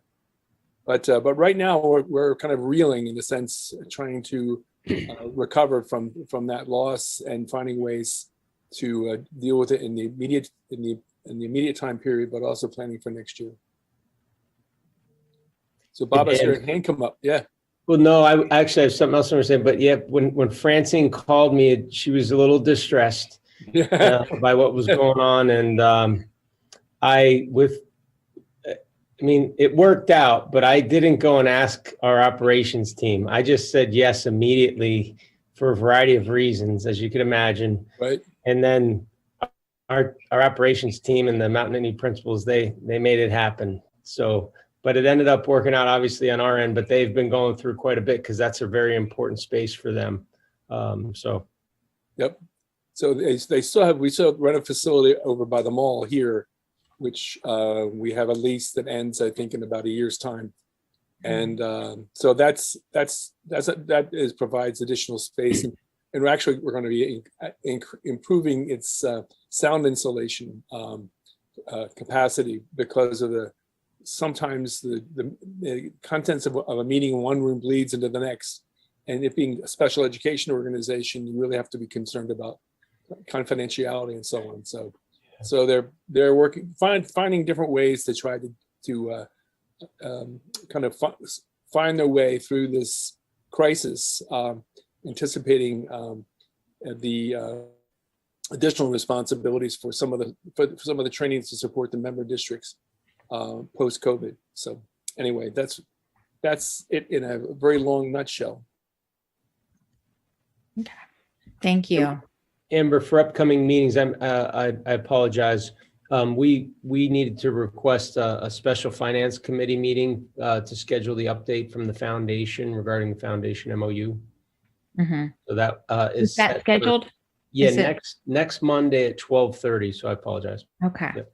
Thanks. Thank you. Yeah, I thought that needed to be on here, but I wasn't sure off the top of my head. Okay. David, do you have any report from NSBA, PSBA? Just briefly, to Scott's point earlier, major efforts being, of course, made on charter school reform legislation. As I think most people here know, almost 400 districts have voted for favor resolution, some of ours requesting this. And the excellent resource for those of you who are not familiar is Larry Feinberg's Pennsylvania Charter Change Roundup, which he issues. Yep. Great.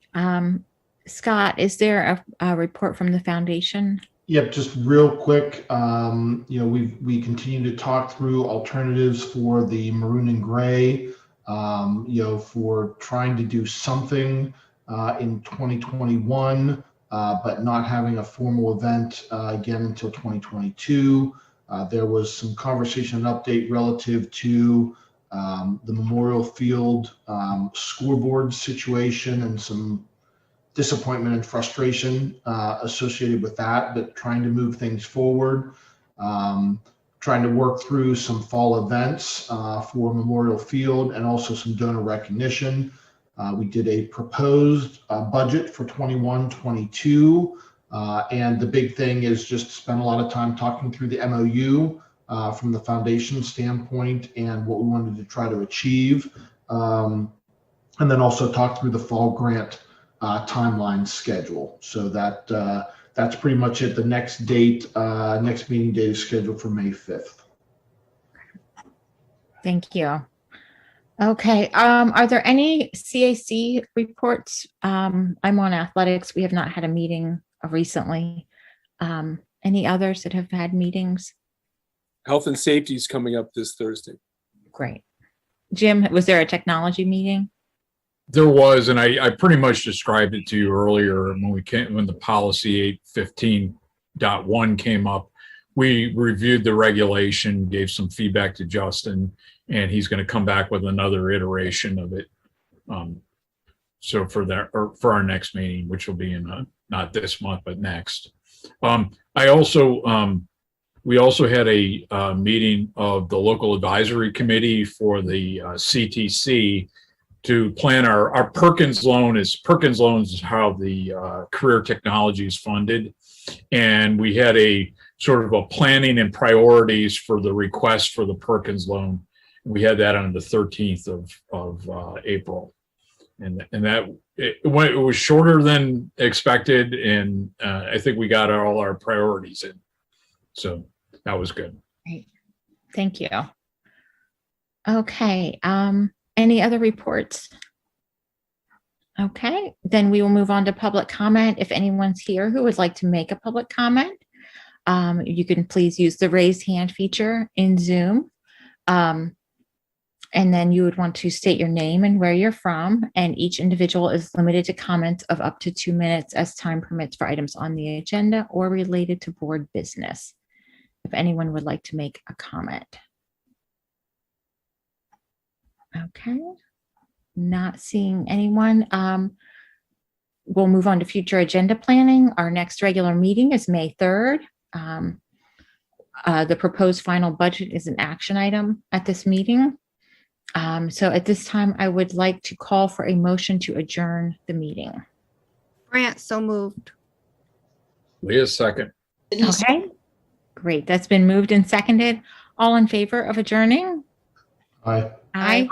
Aye. Anyone opposed? Okay, we are adjourned. Thanks, everybody. Night. Thanks. Good night. Thank you. Friday. Good night.